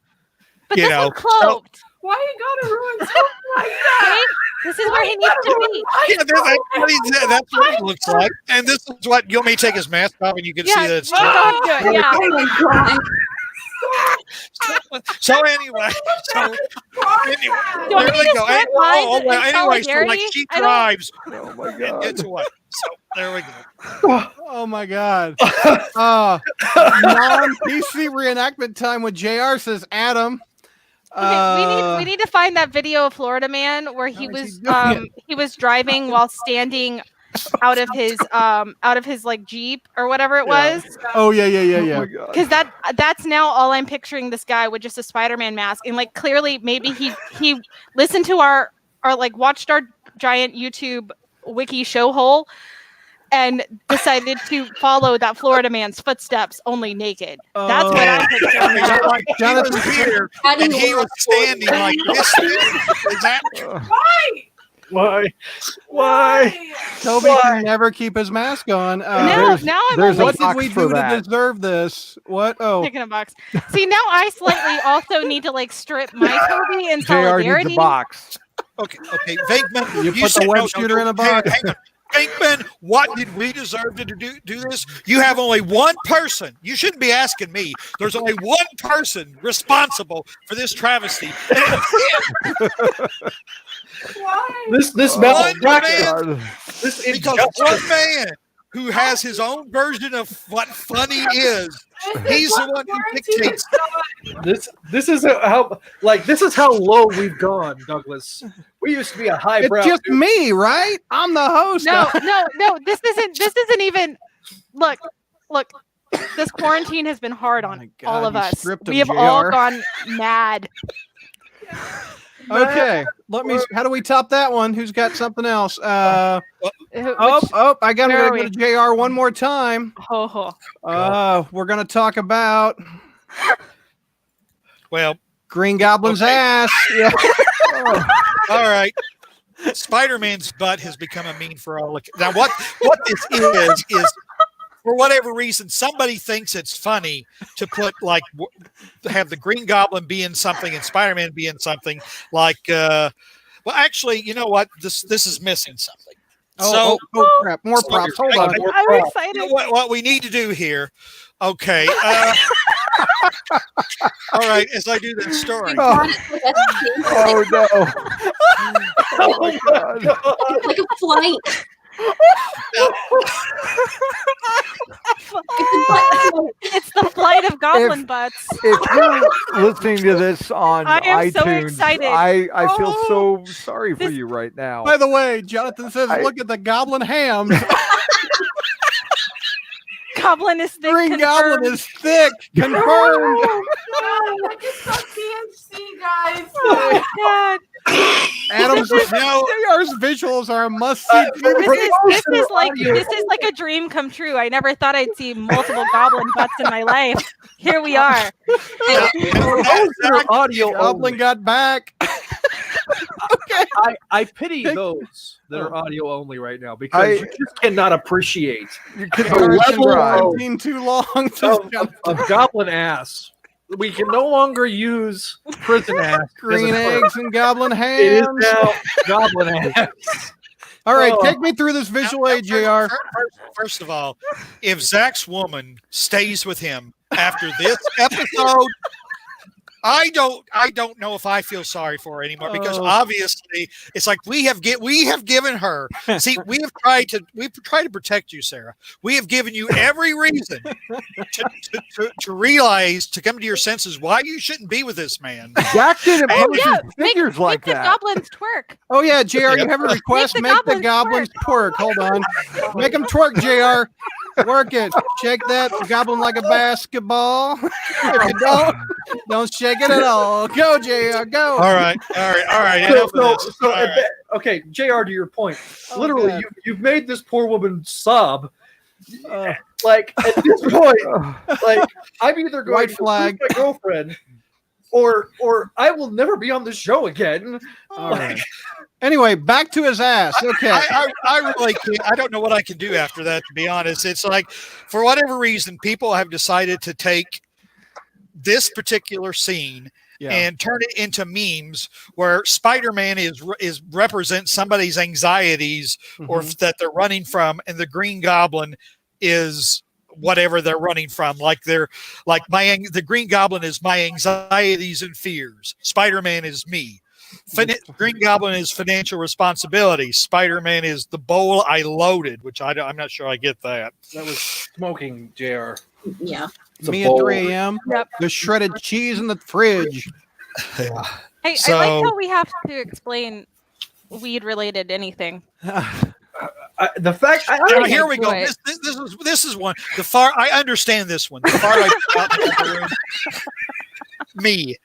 That one I understand. I put out in another room and me. Yeah, in fact, that was probably what's his name? Timeshare's origin or whatever was the gas. That one I feel the dog who has something in his How mouth. about tequila shots and trying to have a peaceful night? Sarah, it's us. My dog, me and my breakfast. Girl Scout, me trying to stay healthy. My phone, me at 8 a.m. trying to sleep, or 3 a.m. Watching this show. The demon in the basement. Go up. Yep. All right. So, JR, are the Foo Fighters and Foo. There you go. So anyway, this is ultimately, boys and girls, this is what I think of this segment. Hold and on. Brett. There you go. What are we doing? Shred time?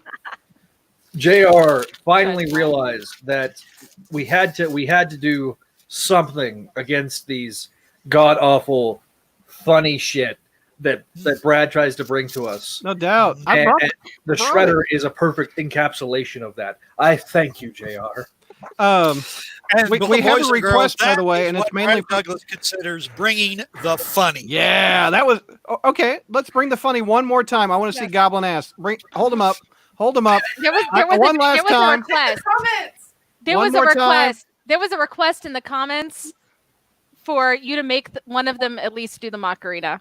Mhm. Oh, where do you see that? How do you do that? Sarah won't leave. I won't leave Zach if you make the goblins do the Macarena.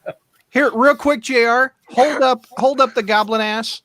I've never said that. Wow. Hold up the tray of goblin ass real quick. Okay. It's a flight. It's a flight Okay, of the goblins. flight. I love that Brad is directing him. Everybody smile. This is the cover art. All right. Okay, there you go.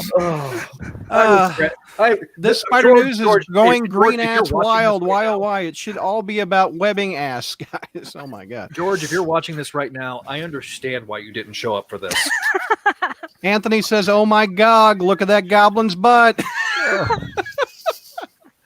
I won't leave Zach if you make the goblins do the macro. Oh, I got to it. Okay, LMAO. Oh, we gonna do it? What is the macaroni? I mean, I've heard of it, but how do you do it?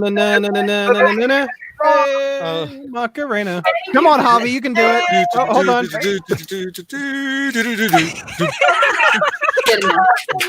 Get it, JR. Oh, now make him twerk. Hold that butt up. There you go. There you go. Yeah, there you go. There you go. Oh my God, what is Zach doing? Don't ever do that on camera again. Oh my goodness. Okay. Oh my God. Look at that butt. Yep. Oh, There were different flavors and textures of goblin ass evidently. Did not know that. Whoa.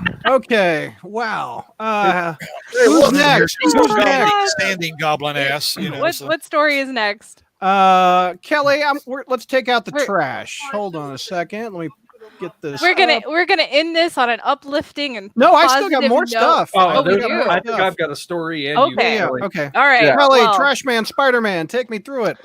Well, it is Abbotsford, Canada has a new trash man in their neighborhood, and that is Spider-Man. So a local trash man that they have not been able to identify has been getting the trash during this pandemic, during everything shutting down, has been getting the trash in his neighborhood dressed as Spider-Man. And it's just a really cute story. A bunch of people have sent in photos.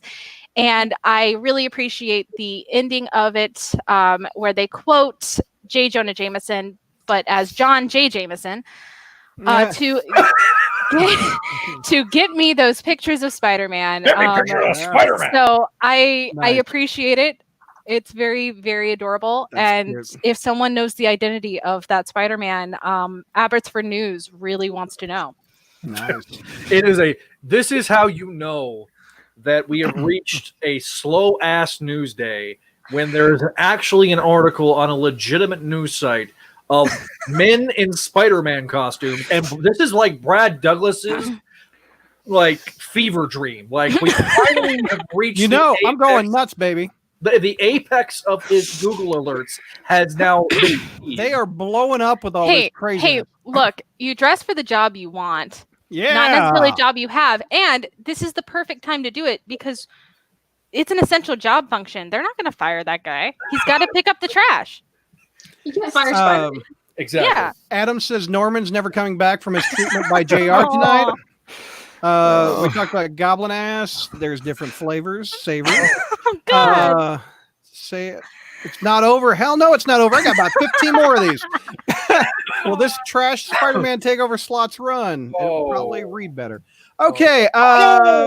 Zach, you've got this one. We got real life Venom. Okay. Oh. So- What's okay. this, man? What's this?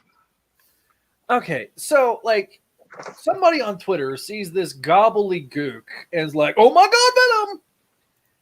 And I'm just not sure that this is not a CGI creation in someone's computer. Like, I just It looks like tar. it looks Yeah. it looks like some really bad poo by an animal. That came out of goblin ass? Yeah. It may have come from goblin ass, in fact. And so, like, it suddenly moves, and I'm like, is this real or is this CGI? Is this the definition of fake news? Dark matter. Dark matter. I mean, you know, so like, I mean, I get it. People are like, oh my God, including our good friend Muhammad. I mean, he posted it on the message board. But I'm like, and then somebody decides to make IGN. This is how you know it's a slow news day. Because IGN somebody at IGN's like, I'm still getting paid to write. I need to write something. Let's come up with like this like it looks Look like at that, poo. look at that stuff. It looks like poo. It's just magnetic slime that someone put on a rock.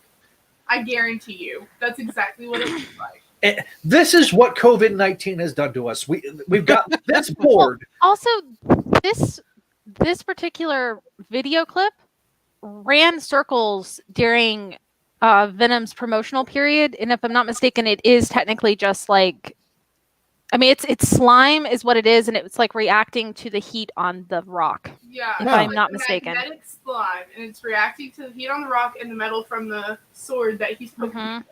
Yep. Sure does look So like a it's symbiote, so though. it's a prop It does. movie from over 2 years ago, Douglas. It is. No, I It don't. just I don't happened think to it was trend done. because we're all bored. 2020. Yeah, I don't think it was done by Sony. It's just I think the original clip of this made its rounds about 2 or 3 years ago, Ah. and it's just coming back around. And Because here's what happened. The internet, we're running out of things to like. I never thought this would happen. We have this plethora of information on these devices.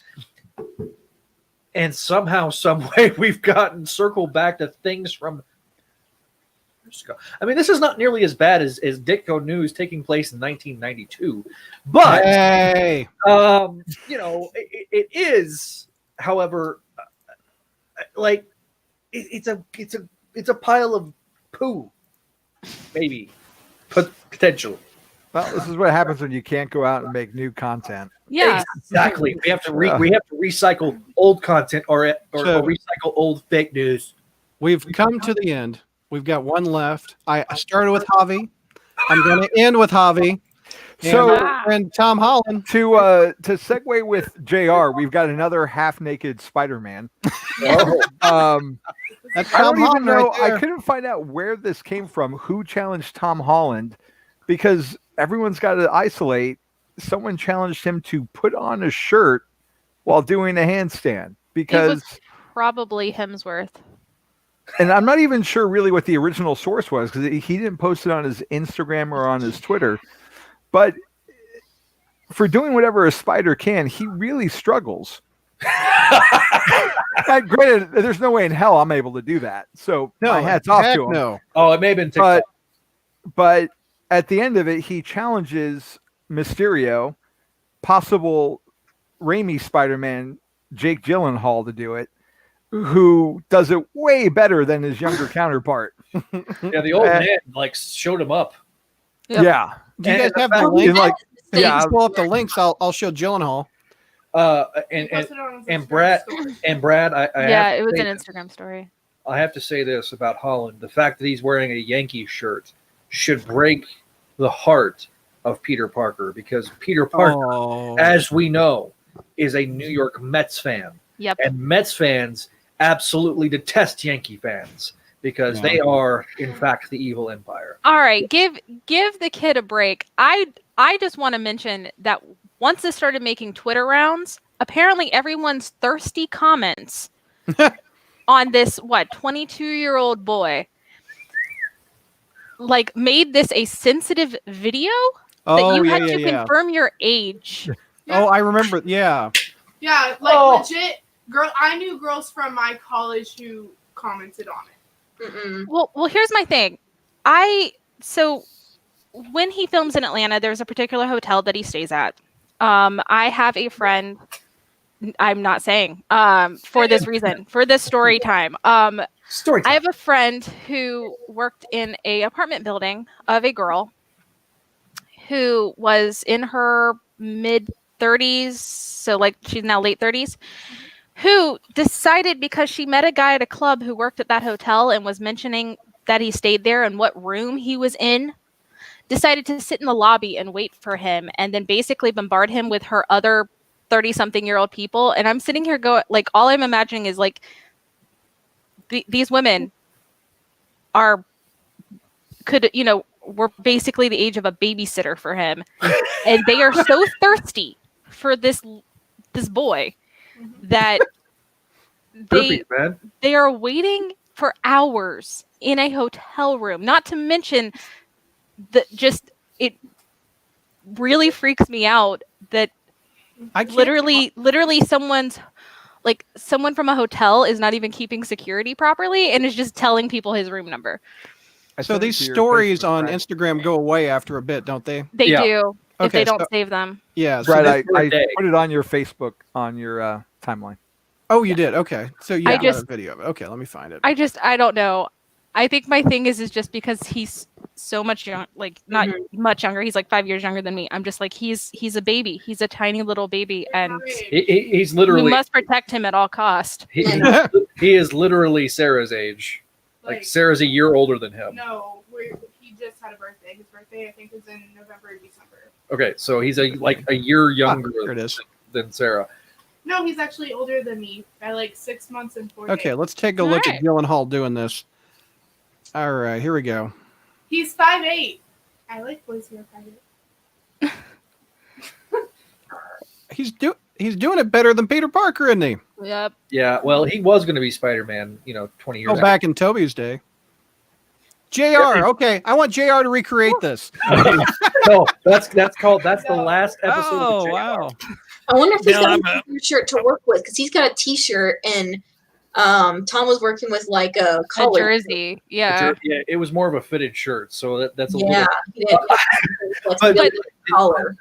There is one thing that we have not mentioned, and that is Ryan Reynolds' reaction to this. There you go. What Because- great timing. Here, is there audio? No, No. No, it's not going to give us the audio. that's the only audio. Is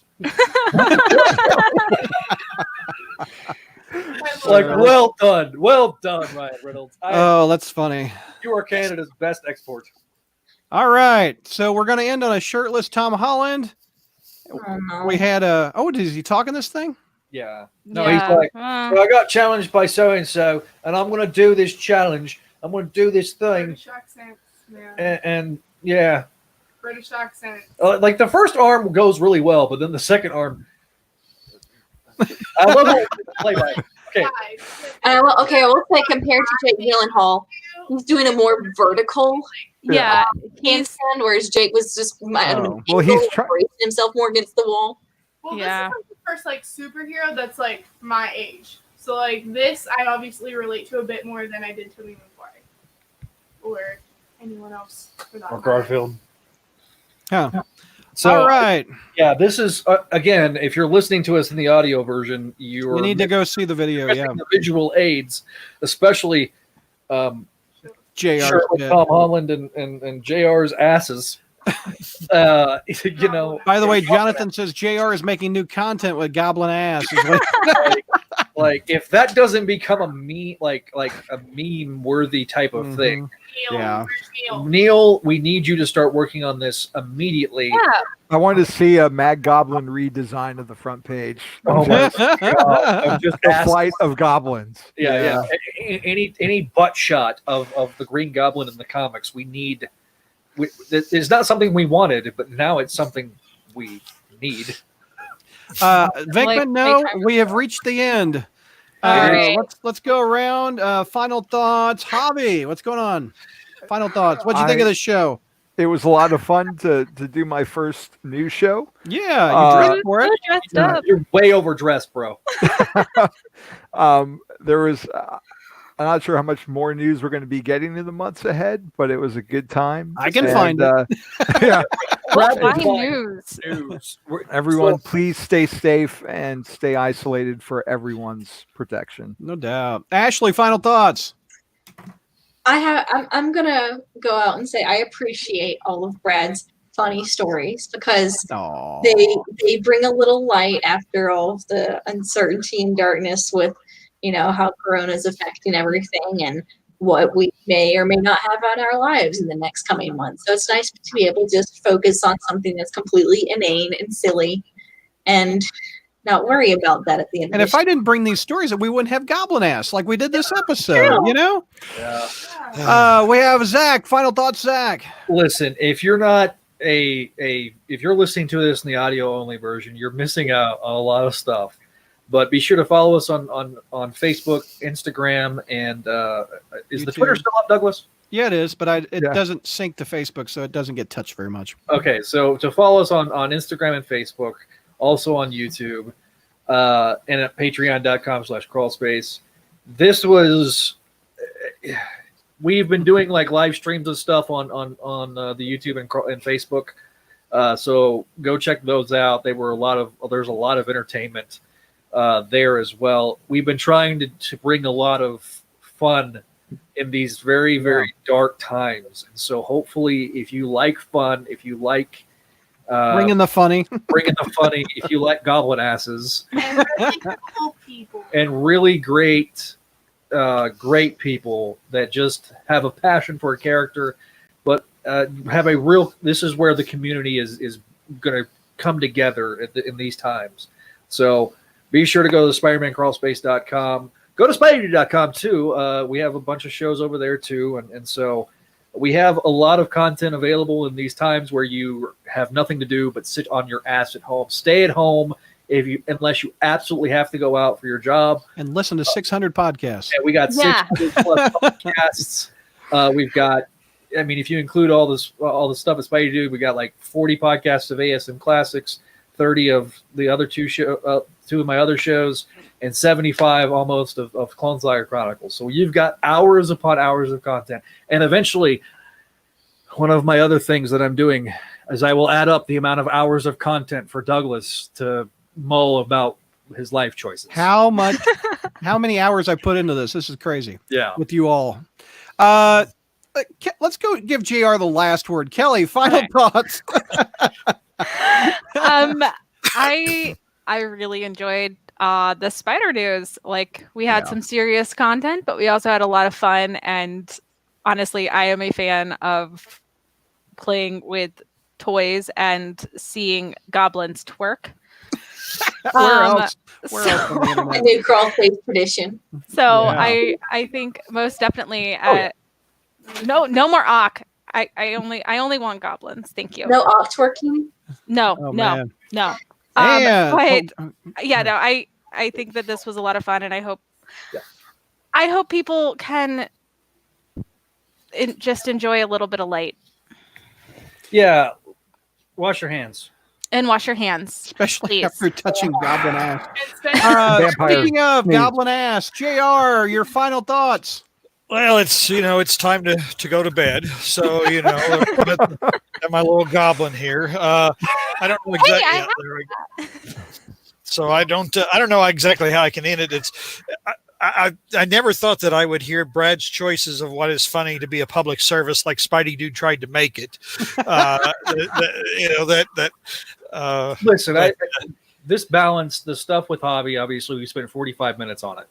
That part was hard hitting. The rest of it was just, let's do some fun shit. So that's exactly where it was. It's almost like I planned that. I was about to say, and Sarah is still there with Zach. I just am. Zach, you are unworthy. You are. You know what?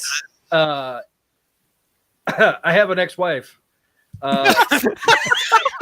Wasn't going to bring that up. She took half my hair in the divorce, and so it's finally nice to have a girl that's right by my side that is an enabler. As she is, and so she's a great gal. How she's still here after goblin asses, no doubt. I don't know, but thank you, JR. Well, it was a goddamn good show. I think everybody. God darn it! God darn good stuff there. If you want, Facebook, YouTube will take a couple questions if you want. Yeah. If some of you guys need to go, it's cool. No. We can stream a little bit longer. Drink an hour. Crawl Space After Dark if you want. JR, might need to put the goblin ass to Let's bed. go down the rabbit hole. If you. Sarah likes it when Brad goes. The goblin ass has been put to bed, so it won't be reappearing. Well, we can start the Google hole with looking. Okay, at, hold no, on. Actually, no, wait, no. Hold on. All right, hold on. Sorry. Let's see if there's more goblin ass memes. Oh God! Please. So, like I say, in these uncertain times, if you can support local stuff, Yes, please. I appreciate. I want to shout out to Eddie again. I appreciate him coming on the show. Oh, God. That's fine. Oh, let's see. That should be the album art for the show, Douglas. Yeah, it should. How do I zoom? That's so tiny. Okay. So That's what she Tiny said. goblin ass. Oh, Green Goblin booty time, and you, Oh my god. JR. Literally, look at this. This has gone insane. Oh. Well, so does any meme, really. I mean, I it's. know. I'm just surprised though people found something. This isn't exactly what I would pick for a meme, to be honest. But I wonder what Willem Dafoe thinks. Oh God, Spider-Man: Turn Off the Dark. Oh, the I red think I'm- goblin. There you go. What the hell? Color swap. Oh, that is an old meme. Mm. That is old. I appreciate that. So I don't know if the girls would appreciate it or not, but I spent 2 hours learning how to Dutch braid my own hair. Yay! And I'm very proud because it actually turned out. Braid my hair anymore. Yay! I did too. I need to cut my hair again. My mom, because I'm staying with my parents, my mom is constantly asking me to French braid her hair, and I'm like, but Mom, you never taught me how to French braid. Oh, I'm So just how ready, does this work? I'm just ready to cut off the blonde. I just want it gone. We're almost there. Almost there. Hi, Green Goblin. JR, look at that one. whoa. Wow. I don't Oh. remember. That's from the very first Amazing Friends episode, isn't it? Yeah. I Oh, love it. I love it. Look at that one, JR. Yeah. This is Oh God. That's the Ditko. quality. Just between us Osborns, happy Here you go. What if Osborne had? I didn't read that. Was that good, JR? Did you read that one? It was average, very average. Yeah. Oh, that sucks. It wasn't the best. Not even another shot. Anyway, I was about to say we got some questions here. I'm sorry. I'm over here down That's the all rabbit. right. Jonathan Lopez, what does JR think of Picard? I tell you what, Oh, I saw God. the first episode on YouTube when they ran it for free, and there was absolutely nothing that made me want to see episode 2. JR, the last episode is some of the best Trek I've ever read or watched. Last episode, man. You Oh. have not seen any good. Oh my God! It's I so good. will discount that opinion. You know, Irrelevant. Irrelevant. You're irrelevant. You're fake Star Trek, and I've been listening to like some reviews of the. I love it. The episodes. It's awful. I honestly, honest to God, if that thing comes back for a season 2, Oh, it's already been It's renewed. renewed. well, It has- they say that it's been renewed, but will CBS or Viacom actually front the money for it? I mean, they've already I think Amazon is already burned, just like Netflix got burned on Discovery. And Patrick Stewart, I'm sorry. I mean, it's like one of the great things about Patrick Stewart was that voice and that Shakespearean, the just kind of the drama and the oomph and the presence that he brought. That's no longer there. Yeah, it is. Yeah, it is. You only No, watch it's- episode 1. It's so No, it's not. No. Anybody Well, got- at least Leonard Nimoy had an excuse when he appeared as Spock in the Abrams films, because Spock at that time was like 170. But Anybody Picard else is- watch Picard besides me? Bobby, what'd you think, man? I need to binge it. I enjoyed it a lot. Me It's too. it's not next gen. It wasn't supposed to be. Yeah, It's a 10-hour movie basically. I So agree. by only watching an hour, you're watching like the equivalent of like 10 minutes. Yeah. Sarah has a recommendation. So how does she Yeah. have superpowers? Because she has a positronic brain. She still has a human body. She doesn't have an android body. So how does she have superpowers? JR, You know, CBS and then it's like, Please. why is the Federation comprised of a bunch of middle-aged harpies who are always yelling at Picard? And JR why has is Picard questions sitting there? that will be answered if you watch Yeah, the first 10 minutes. much like Well, I Discovery, you've got to see it through to the end, because if you jump to conclusions, it's there for a reason. Yeah. So it's one of those things where it's kind of like Spider-Man Far From Home, where if you like the last 5 minutes, you tend to enjoy the movie more than the rest of it. Yeah. And that's kind of what happened to me. Is I really enjoyed the last 5 minutes of it when it was, Peter was in New York. Yeah, I agree. Yeah. And I left with on a good note, but I had to slog through 2.5 hours of not so good. Hey, Adam, for a month or so, CBS All Access is free, so you could binge all the Trek you want. All season 1 and 2 of Discovery, which I like. Captain Pike is epic in season 2. Yeah. So and Picard is also on. You no longer the paywall there. Yeah, go try it. Try it. Absolutely. What else you got to do? All right, Berryman. Okay, Berryman. Oh. He is not Berryman. Be nice to him. Venkman says, I'm not. Star Trek begins and ends with the original series. I really don't care for any of the other stuff. And that's true for you, JR. You don't really like the next generation, if I remember correctly. See, here's the thing. That's a misnomer. After season 2, I like the next generation. I thought it was a well done show. And I thought for 2 or 3 years there, it probably was the best show on television. I like Deep Space Nine. I thought Deep Space Nine was a really solid series. Voyager, I didn't get into much because when Voyager came on, where I was living at the time, the only station that got UPN was the station that I didn't get. So I didn't see a whole lot of Voyager. I saw the final episode where it's like they got home and that's the end of the series. It's like, what? That's it? That's all you're going to do? And then Enterprise was awful for the first 3 years, but by the time that Manny Cotto took it over, it was done, and that apparently was the best year. But no, I like other Star Trek. I mean, I like the other Star Trek shows if they're good. Mm-hmm. But what we've been getting lately, I mean, with this, with Mikey Spock and all this, it's crap, absolute crap, and it's all bad. WebMD says, stay home. I think a bit more than.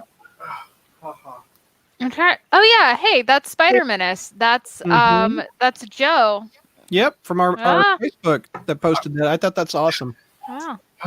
Sorry, I had a cramp like an old man. Like a JR. All right. Thank you for announcing it to the world. I agree with JR on TNG and Next Gen. Or DS9. Yeah, they were excellent shows. I mean, they were. Except I'd feel for a JR Star Trek podcast. Well, he wouldn't have any new content to review. It would be. I think a little bit of JR goes this a long month in way. Trek history is basically what it would be. We kind of have that now in the crawl space. Well, yeah. Oh, by the way, JR, I don't know if you got my text. Can we review the Corona spec issues for I think history? I know.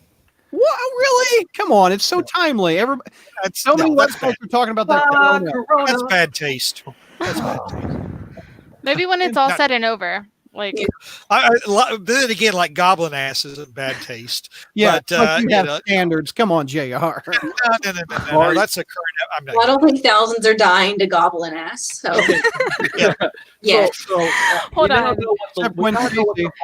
There was that cult and Gwen Stacy. Yeah. Gwen Stacy died from goblin ass. Is it directly the ass though? Or is it just like the whole goblin? Look, she got some goblin ass, and then he threw her over the bridge. That's what killed her. She threw her off the bridge, yeah. Douglas, look what you started. We wouldn't have had any of this. I had no idea to the screen, and you're blaming my ass. It's your goblin ass. No, it's your idea of what's funny. I mean, let's bring back that one about the 7-year-old and the hit and run. Why are we talking about ass? No. Yeah, Brad once had a story about a 7-year-old and a hit and run, and he thought that was funny. Yes. Oh, don't you remember? That was the one. That was the one time Brad finally he sends the link of all the stuff, and we're really remember that. And like Barry, like me and Barry, I think it was mainly Berryman, but even I chimed in was like, this is a little dark. Yeah, I know. He tried to do this right before the. George had to keep saying, like remember, he's making fun of Brad. He's not making fun of the kid. He's making fun of Brad. Right. And when it was over, George said, we can't air this. Didn't I edit it out? Didn't I edit it out? Yeah, you got it. You edited it out I edited completely. it out. I'm like, yeah, you know what they say about dark humor? It's like food. Not everyone gets it. that's true. Well, like I remember, Yeah. yes, that's exactly Okay, what got happened. We that. got done with the recording, and JR was like, "Hey, a little dark," and Perryman's like, "Yeah, we can't do that." I'm like, yeah, I'm like, that was too bad, JR. I can't do that. I mean, it was Although funny. he really wants a JR Star Trek podcast. That can be the Patreon exclusive. Yeah, Adam says even JR has limits. Jonathan says, bring it, JR, bring it. Your fans. I just Hey, Like hey, Facebook and YouTube. JR should review the Corona villain, shouldn't he? Okay, so Sarah found a funny joke. Okay. I was just curious, so I searched Spider-Man jokes and this whole website of Spider-Man puns. Oh, let's hear him. Let's hear him. Okay, so I'll just give you a couple. What does Peter Parker call Lego Spider-Man? What? His Mini-Me? alter Lego. His alter Lego. Lego. That's pretty cute. Why does Spider-Man always flush the toilet? Why? Because it's his duty. Oh, here's a goblin. Oh yeah, Who gets travel sick when he tries to destroy New York? The Green Goblin. Because he's green. they get sick. Ha, Da, da, ha, da, da, da. ha. Adam says he really wants to hear about the kid that was hurt that was edited out. No. No. Oh, no. A couple podcasts that I have taken off the internet Where did Black Widow and Spider-Man first meet? on the web. Oh.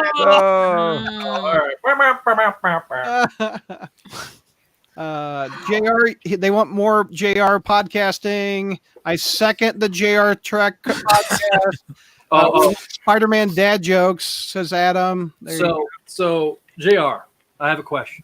Uh-oh.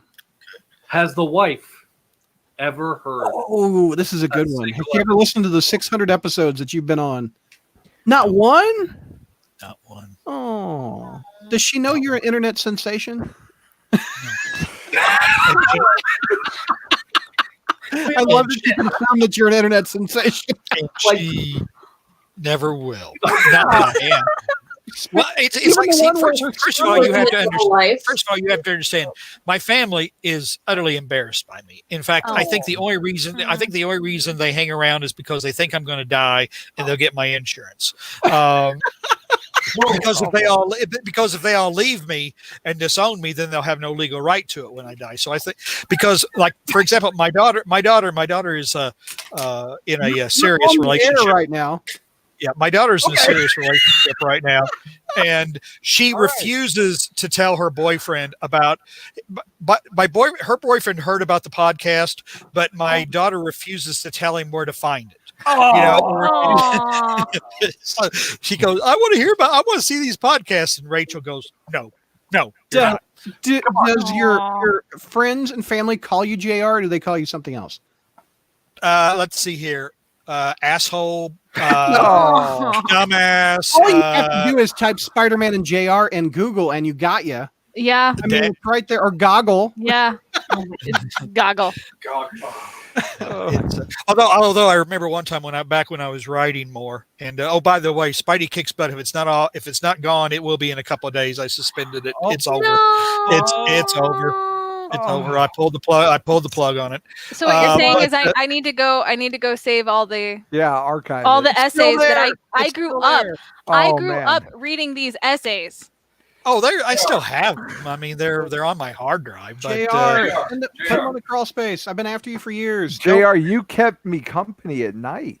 that's a scary thing. Wait, Those are- whoa. When I was working night shift, I mean, I poured over those things. They were so well written. I I'm not really kidding. enjoyed them. Look at I JR's fans. I being literally upset. one of the reasons why I'm a Spider-Man fan is from reading those essays, like tiny little girl, because I'm 29.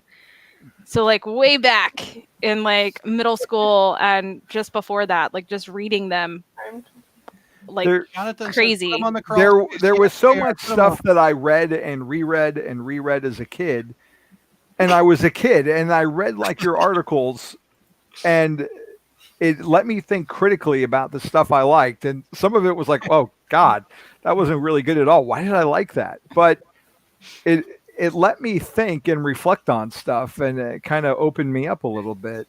And I really appreciated that. I always enjoyed reading them. JR, you have a request for a GOG article? Don't. Vic I haven't- says no. I haven't written in 12 years. Hey, Yeah. Okay, so the JR. last Spider-Man comic, then it's fitting for it to be your last essay. Yeah, JR. it's JR. yeah. Put him on the crawl space. So We need to put them on. I don't. I truly think that these essays, like the Spidey 101s, Mm-hmm.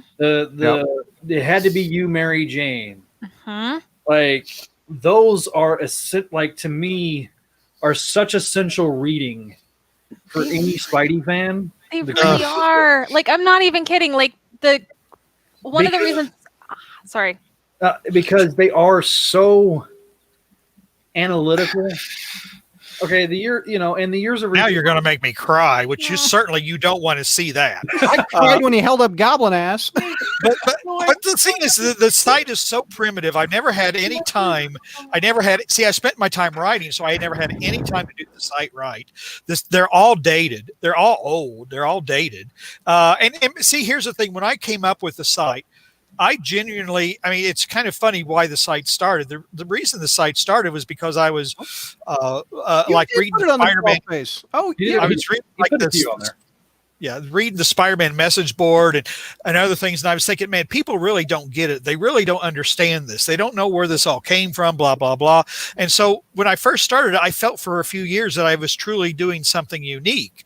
But, but look at, for example, go to the crawl space right now. Brad has links to all kinds of people doing Spider-Man analysis. Yeah, It's what I did. What I did maybe was unique for the time, but it's not unique anymore. And you are the granddaddy of all of that. But see, that's the thing. I'm the granddad now, and to be honest, my perspective has kind of changed as I've gotten older. It's like I really have kind of grown weary of some things. But it's still your perspective, though, and no one else has that. And I'll say this, JR. There's a linear. Your site brings a linear timeline of 1998 to now. Because I mean, obviously, you stopped writing because you're doing the podcast, and that was kind of part of it too. Yeah, I mean, really, this kind of took the place of that. So. Yeah. But like to me, though, like I say, they're specific. Like part of the reason that I am as big of a Mary Jane fan as I am was reading your articles back in the day, and I'll be right back. And now. Brad, thanks, Brad. Right away. He said, I'll be right back. Give me a Just and literally, reading the books along with it as a companion. So, like to me, and JR, how many people got their start on the crawl space because of you? I just think you need to remember that. Because you did bring so many people. The best thing that Brad did. Oh, Webslinger. The book that he's actually in. Yeah. I'll just do some light reading. Okay, hold on. You brought so many people to the show. You bring so many people. Like, JR, you have to realize, outside of Brad Douglas, you've appeared on more episodes than anybody else. So you are an integral part of this community. You are this, and those are always going to be yours. So you can get rid of the site, and that's fine. That's your decision. I just think that archiving them on the crawl space wouldn't be a bad idea. Yep, I agree. I mean, there it is, right there. There you go, baby. But like, I just want to say, like, I wouldn't know the gravitas of Norman Osborn and just kind of the Osborn legacy without Spidey Kicks Butt, because I was like 5 when he came back, and I didn't understand any of all those years that he was gone. Without those essays, when I was reading them at like just before Spider-Man came, the Tobey Maguire movie came out, because that's what I saw on the internet. Look what it says on the back of this book. SpideyKickButt.com. J.R. Fettinger imagines. Yeah. It's funny. I got that gig only because they thought I was somebody else. They're not. But really, I was promoting a friend's book. An old roommate of mine, James Broderick, he had written a Star Trek book, and so I was promoting it. They thought I was James Broderick. They thought I was a writer. They didn't realize that I was just some schmo with a website. You are a spider historian. You are. Brad's going to dress up as Spidey and beg JR to keep the articles up. I'm truly flattered. But I also am very conscious of when it's time to leave the stage, and I begin to wonder if whether my own, one reason though, one reason that I stopped writing was because even when I was writing, and there were like up and down periods, but then we went through the whole one more day, brand new day thing. And I saw no challenge in just like writing how bad everything is, because everybody knew that. There was one of the fun things about writing Spidey Kicks Butt was I felt I could bring nuance. I could, it was like, things that maybe didn't appear to be connected, I could connect them. Or I could bring a new way of looking at things. But with the whole when Spider-Man went over that one more day hump, it was like, what's the challenge in taking this apart? Everybody realizes it's trash, and nothing is going to change that. Marvel didn't care that it was trash. You always, when you write, you have the mad idea that somebody will actually listen and believe, oh yeah, that's right, he's right, I'm going to change what I've done right now, and I'm going to listen to that guy's advice. But then you realize that Marvel didn't care. They didn't care anymore, and they didn't care, and they started pumping out. And part of the problem too was, even before that, there was still a finite amount of Spider-Man stories. But then the pump just got primed, and there's zillions of them. They don't matter anymore. You can't by any stretch of the imagination make them fit. The landscape has changed a lot, and but JR, bring the articles to I may very well do. All I can say, folks, is you've flattered me beyond belief, and I would bring him back if I thought I had something new to say, to be honest. But I don't know. At this point, we're just asking you to bring them over when the domain goes down, so people can still read them. Yeah. All right. Well, I'll Matt says, I remember reading SKB website. It's very important because it brings so many facets to Spider-Man fans, and you should be humbled. All right, so JR, I'm on my knees right now. Oh no! He is legit on his knees. It's only because she's in my seat. That's frightening. Please don't say I'm on your knees. That just brings off. Okay, no. You You don't have to do any of the work. If you give me the green light, we were doing a lot of work getting all the spider histories on the site to where they line up when you click spider history. Same thing with Friday Night Fights and then spider satellites as well. So we can bring them over, and I'll do my best to keep the formatting, like somebody said. Just give me the green light, and you don't have to do any of the work. I will do all the work for you, Mr. Mad Goblin. Well, you have my permission. All right. Yay! And now when Gabe knows how to read, he can read these articles that I read as a kid. Let's see, when is Brad going to have enough? I mean, there comes a point in time where I think Brad's going to say, you know what, enough's enough. Maybe after this show, JR, I'm done. But here's another thing. I know, for example, and I've always said this, I know that I am not. This is one reason why I almost feel that whether or not I have the right to comment anymore. I'm at the very end of the bell curve. I'm going to be 57 years old this year. It's like Marvel can't, it would be insane for them to try to write for people like me. The fact that a middle-aged approaching, I'm eligible for retirement, believe it or not, at my job. I'm eligible for retirement. Should I be writing about Spider-Man? Should I be opining about Spider-Man? Spider-Man is not for me. It is. It's Pixar movies are made for everybody. Spider-Man's made for everybody. It's made for everybody. It doesn't matter if you're 3 or 83. Yeah. That's the universal truth of Spider-Man. And look at it this way too. you know, the higher ups and execs at Marvel are probably about your age too. And yet, instead of trying to write for everyone, they're trying to write what they think the kids think are cool. And it's clearly not working. And for I'll say kids. this, JR, because of your articles, you're the only one that can make sense of the Gwen Stacy getting pregnant, having goblin babies. It's so true. Do we have to go back to that? Your article literally, they threw up their hands like this crazy old man came up with something that's plausibly true. All right, we'll just go with it because like we know we didn't do the research. You know, it's funny because JMS actually commented on it once. He said that he was surprised. It was like someone brought it to his attention and he read it, and he said, and he referred to it. He said, "Here is a very balanced article." He said it's very fair. He said it shows what works, it shows what doesn't work. And he said, and I took that as a great compliment. You know, I mean, he you know, because he'd been seeing all this apparently spite over it, and somebody said, "Well, here's this," and he said, "Huh, that's a pretty well balanced article." And I thought that was a great compliment because that's exactly what I was trying to do. Who said JMS himself. Oh, so there you go. The former writer of the Amazing Spider-Man, the guy that had the reins for 8 years unbridled until the very end. Actually, and who had obviously had made plans to either undo it or something when he wrote the original story. Complimented on you on the amount of nuance that you brought to his story. It almost made it tolerable. And Brad, what the hell are you doing? How? We'll talk later. I think I broke Sarah. What? Yeah, it's the whole thing.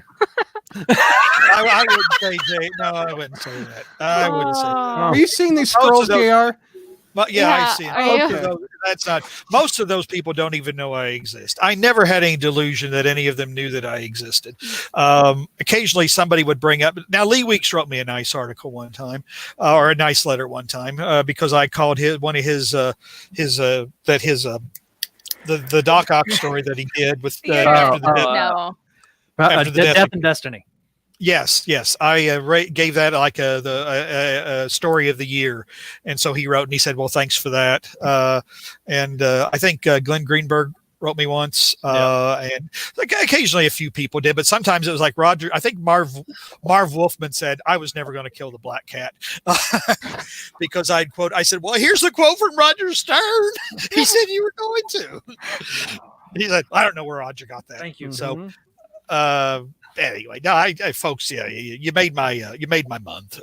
So whenever my wife insults me or whatever, I'll just sit back and remember all the nice things you've said about me today. But this is on the internet. Yeah, it is. But Yeah, it is funny because one guy I work with or whatever, he asked me about, are you? Anyway, so he Googled it and he came to me the next day and he said, "You're famous." nice. So, Nice. but I don't know. I don't know. Has anybody been recognized from the podcast out and about? I did get recognized a little in San Diego. That's cool. There was a couple of people like, "Oh, hey, Spider-Man Crawl Space." Oh, that's awesome. But it was like after we'd already posted pictures and stuff. Nice. I think Josh has been recognized several times. In fact, I think what was the last con that they had before the Corona? C2E2.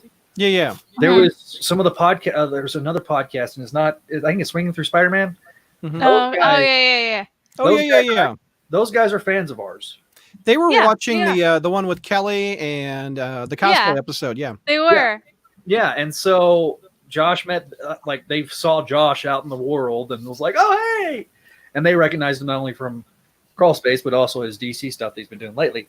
So, yeah, I mean, so that's like, if I wear this shirt at a con, I know I'm going to get especially like in San Diego, I know I'm probably going to get spotted by somebody. But I got recognized in my local Walgreens. It's usually from being on television for years, but a dude came up and said, "Hey, I love your podcast." I was like, "Whoa, that's random." Well, I'm going to tell you though a story where sometimes you're not as famous as you think you are. Is when Web Slinger came out, and it was there at my local comic shop where I go. Yeah, and I brought it to the guy behind the counter, and I said, "That's me." Didn't care. Didn't give a rat's ass. And the lady who actually owned the store, it was like, I said, well, yeah, I'm in that one. Oh, really? Okay. But again, this store used to have Brian Michael Bendis and Matthew Vaughn as customers. So, so it was like they didn't care. So it's every once in a while it's like Charlie Chaplin finishing third in the Charlie Chaplin lookalike contest. Sometimes people just no matter how famous you may think you are or whatever, you realize that 99% of the world doesn't know who you are and doesn't care. Matt says Chi-Town's been recognized because he's been printed in every single ASM letter pages. His face isn't put in there except for that one time. Yeah. Venkman, the first episode of Crawl Space I listened to was a spider history about the ghost that haunted octopus, and JR's recap cracked me up and made me a fan of the podcast. That's awesome, Venkman. Yeah. And yes, Chi-Town had I think he's had twice, right? Yeah, he's had twice. Maybe. So Marvel must think he's a stalker. I have a slight bone to pick with him because I'm a little sad that everybody else from the original episode of the cosplay thing got asked back, but me. I wasn't even asked. I didn't even know what was going on, and then I saw it, and then he tagged me, and he's like, and I was like, I wasn't asked. Aw. Ashley has to go. I gotta get out of All right. here. It's late, and poor Jack, I think, has already passed out. So, All right. Ashley, we love Ashley. you. love y'all Bye. too. Say hi to Jack. Be safe. Be safe. Good night. Oh, I like your Vulcan. Oh, wait. Whoops, I'm out. Oh, she wasn't left. invited back, Sorry. and you kicked her out. Oh, Javi, I didn't mean that. Well, they're saying instead of shaking hands that this is an alternative. Yeah. So Live long I'm and prosper. bilingual. Brad, Yes. just because Amphibious or of your ambidextrous. unpopular opinions post. My unpopular opinion. Oh, Yeah, I can't do Harry Potter. I'm sorry. Why? And I you know, know. I have a story about running into a Harry Potter actor. So who's Cool. the dude that was the evil kid in Harry Potter? Draco Malfoy. Yeah, what's I'm the trying to actor's remember name? his name. Exactly. He also Tom, played in the Flash. Tom Hiddleston. Tom, yeah, No. no. That's Loki. It's Tom something. I can't remember his last name. So my wife and I went to Chicago Comic Con, the one that I was. Tom Felton. There we go. Tom There Felton. you go. My wife and I were at the Chicago Comic Con. We were going through the mass of people, and Tom, what's his name? Felton. Literally runs into my wife, like literally. Oh, excuse me. And Mm-hmm. then that was the brush with greatness. He's a really chill dude from the friends, because I have a lot of friends that do like the celebrity handling for Dragon Con and stuff like that. He's really, really cool. Actually, almost all the British actors are, and all the ones that seem to be like really terrible are very much American actors that aren't really that famous. The same con, I was going in. Oh, I have a Bruce Campbell. Let's keep it Spider-Man. I have a Bruce Campbell story. Okay. So, I think St. Louis. We were going to a Comic-Con in St. Louis. Bruce Campbell was there. I thought that was so cool.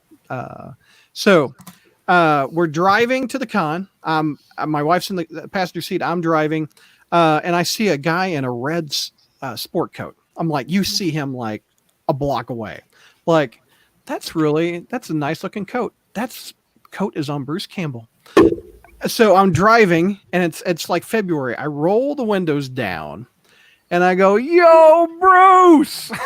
out the window to Bruce Campbell, and I immediately turn left down a one-way street going the wrong way. Oh no. So I immediately zip it back around, and Bruce is watching the whole time, and I made a fool of myself in front of Bruce Campbell, just like Peter Parker would. I'm still mad that he wasn't. They didn't Mysterio. draw him. Well, Mysterio, but they didn't draw him in that Amazing Mary Jane issue, where once Peter gets to the restaurant and it's like a female as the host instead of Bruce Campbell. Like, Yeah. it's like if you're going to reference Spider-Man 3, go all the way. Yeah. Don't Like, Here, Don't I half-ass will. it. Let's share the stream. Okay, hold on a second. What? I'm gonna I've got a picture of Bruce Campbell at this con. Okay. He isn't wearing that red coat I was talking about. This was a different Oh, okay. day. Let's see, is it this one? Nope, that's WebMD. Yep. Let's That's Joe. Where did you guys go? What tab are you guys in? Mm. Say Marco. Hello. Where are you guys? Oh, there you are. Okay, hold on. Let me remove this. Add to no, damn it. Share screen. Share screen. Bruce Campbell was the first celebrity I met. The day after the Adventures of Briscoe County Jr. premiered, he showed up at the Tucson Mall to do publicity, to do a signing in full Briscoe County Jr. costume. Like, he was dedicated. There you go. And I had no idea what the hell was going on, because pretty much outside of my family, everyone there was dressed in black and had Evil Dead 2 posters for him to sign. Oh, that's cool. What were you going to say, Zach? So I pulled up my spreadsheet, and I was going to show you what else I've done. Okay. Share your screen. So, probably better do that before I. Yep. Share Vinkman has a question. Not groovy. Yep. Vinkman, here's a question. Who's the nicest person you met at a convention? For me, it's definitely Judith Hogue. Oh, from the Teenage Mutant Ninja Turtle movies. She was such a class act. Nice. Anybody? Kelly, got one? Yeah. Well, Camille Cordy, who plays Rose Tyler's mom in Doctor Who, was probably the nicest. It was a really tiny con, and we kept running into each other the whole time. But I was dressed as Rose, and she walked down this, she's on one end of the hallway going to another panel. I'm just turning the corner, so I'm on the other side of the hallway, and she just screams, come to mommy, dear. And the entire time she was literally just talking about how much I look like her, how much she enjoyed it. She was taking kind of random, not asked for cell phone photos and sending them to people. And I still don't know who she was sending them to, but she was just so super personable and just wanted to talk. But that kind of goes in. And then I've seen Charlie Cox share a cigarette with somebody, and they were drunk. They were drunk running around in Deadpool costumes. This is around season 1 of Deadpool. They're drunk, sharing a cigarette with Charlie Cox. Charlie Cox has, his normal accent going on, and they are this Deadpool has no idea that he's talking to Daredevil. Almost a Dark Devil. There we go into my nerdiness. And they're just sitting there talking to him, and they have no idea who they're talking to. And they're just talking about Marvel Comics, and they're talking about Daredevil and how cool it is, and just sharing the cigarette. And I'm just watching this going, this is peak Dragon Con. But he was just really cool and just chilled out and hung out with them. No problem. One I distinctly remember is Sarah Ballantyne, the voice of Mary Jane on the 90s show. When we were in San Diego in 2011, she was one of the people we ended up interviewing. Or mainly Bertoni and Dawn. I kind of was just there. So, but yeah, she was really, really nice. Pretty much every voice actor we dealt with in person, Greg Weisman's really just as nice in person as he is on interviews. So he's a really nice guy. JR celebrities, who have you met? I haven't gone to a lot of cons or whatever. I mean, other than Star Trek conventions. Who'd you meet at the Trek convention? I've met all the Star Trek actors except. I've met them all. Probably the nicest one would have to be James Doohan.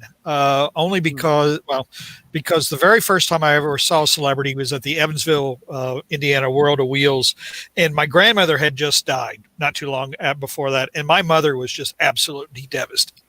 Just absolutely, and so we decided, we drove to the World of Wheels and we were going to get Scotty's autograph or whatever, but it was just one of those things where, it was she figured she just, sit on his lap, get up, or no.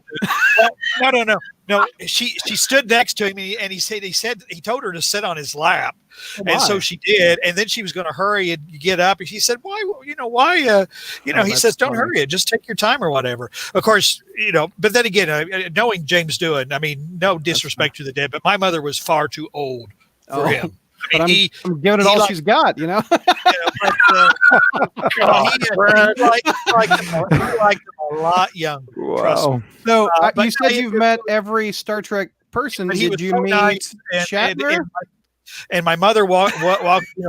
Hang on. My mother left there with a big smile. She laughed more than she had in a long time. I mean, it really took her mind off a lot of things. So I always remember that. In fact, I saw him years later, and I thanked him. I said, I really appreciate that. But by then he was older, and obviously, yes, I've met Shatner. I didn't. Shatner. Shatner is Shatner. But I met him and Leonard Nimoy at the same convention. My roommate, an ex-roommate, he lived out there, so I went to see him. We met, and so like you get your picture taken with either Shatner or Nimoy or both, and so I had to get my picture taken with Leonard Nimoy. I mean, I absolutely had to. I mean, and so Leonard was sitting there and he greeted everybody with a smile. He took their hand, how you doing? I mean, obviously, and then when the picture clicked and you were done, it was time to get off. But he was just very nice and friendly. And I had no interest in taking my picture with Shatner, none whatsoever. And Creation Convention later posted all the pictures, for example. And so like with Leonard, he had a smile on for everybody. He had their hand. And Shatner, it was like you sat on the bus next to him. There was Shatner, and there was the other person. Let's see what Shatner did in mine. He's smiling in mine. No, he's talking. No, he smiles at. Well, no, yeah, that's him talking. He does smile at Dragon Con, but there is a notorious thing about like you do not want to be his celebrity handler. Why? Because he's Shatner. Because literally everything that you think of this man, like good and bad, anything that has been said is most definitely true. And he was Denny Crane in real life. Yeah, basically. Yeah, no, like he is very particular about how he wants to handle things. And Dragon Con is very notorious for like, they'll work with your schedule. What do you want to do? And he takes full advantage of that, and so it's a thing. I also want to mention though, because I need to keep this Spider-Man related on celebrity stories. Apparently, I'm friends with Ron Friends. You are, and he told me today not to stab anybody. That's good advice generally, actually. All right, Brad, you want to? Here, I want to show you. This is one of my favorites. Look at that one. Yeah. Look at that one. Yeah. I'm so glad. Like the one regret is that I did not get a photo with Stan. Same. Yeah. I remembered last time he was at Dragon Con, it was like he was $220 to have a photo with, and the line was so crazy, and it was being handled by his team instead of the Dragon Con team, and I think this was like 70 back in the day. Yeah. So, what were you saying, Zach? So I've been working on. I talked about I was working on Friday Night Fights, and so look at this spreadsheet, Jr. JR, I'm about to convert your stuff to a spreadsheet. That's one of my next. That's next on my list. So I've included. This is who fought, who won, and then this is my notes. Wow. So I apparently was on episode 421, and I don't even know why. Oh, it was because we did the movie review of. Because you thought it was episode 420. I'm just kidding. No. 420 was Captain America: Civil War. But yeah. And tell JR the under the what's the tab that you have that's like the random stuff. The notes. The notes. Tell JR his little note. Oh, what was it? Well, he's been on more shows. Oh yeah. You've been on more shows than anybody else. And that's just with the exception of me. With the exception of Brad. So like here's the panel. Shows I have no life, I guess. Here's JR. JR has a dot next to every episode. Oh my goodness. Every episode that he's been on. Since 2006 when we started. That's 1 through 100. So on the first 100 episodes, JR, you're on 81. Brad was I'm on the house. 8. Out of 100, house I was guest on that never 108 left. episodes.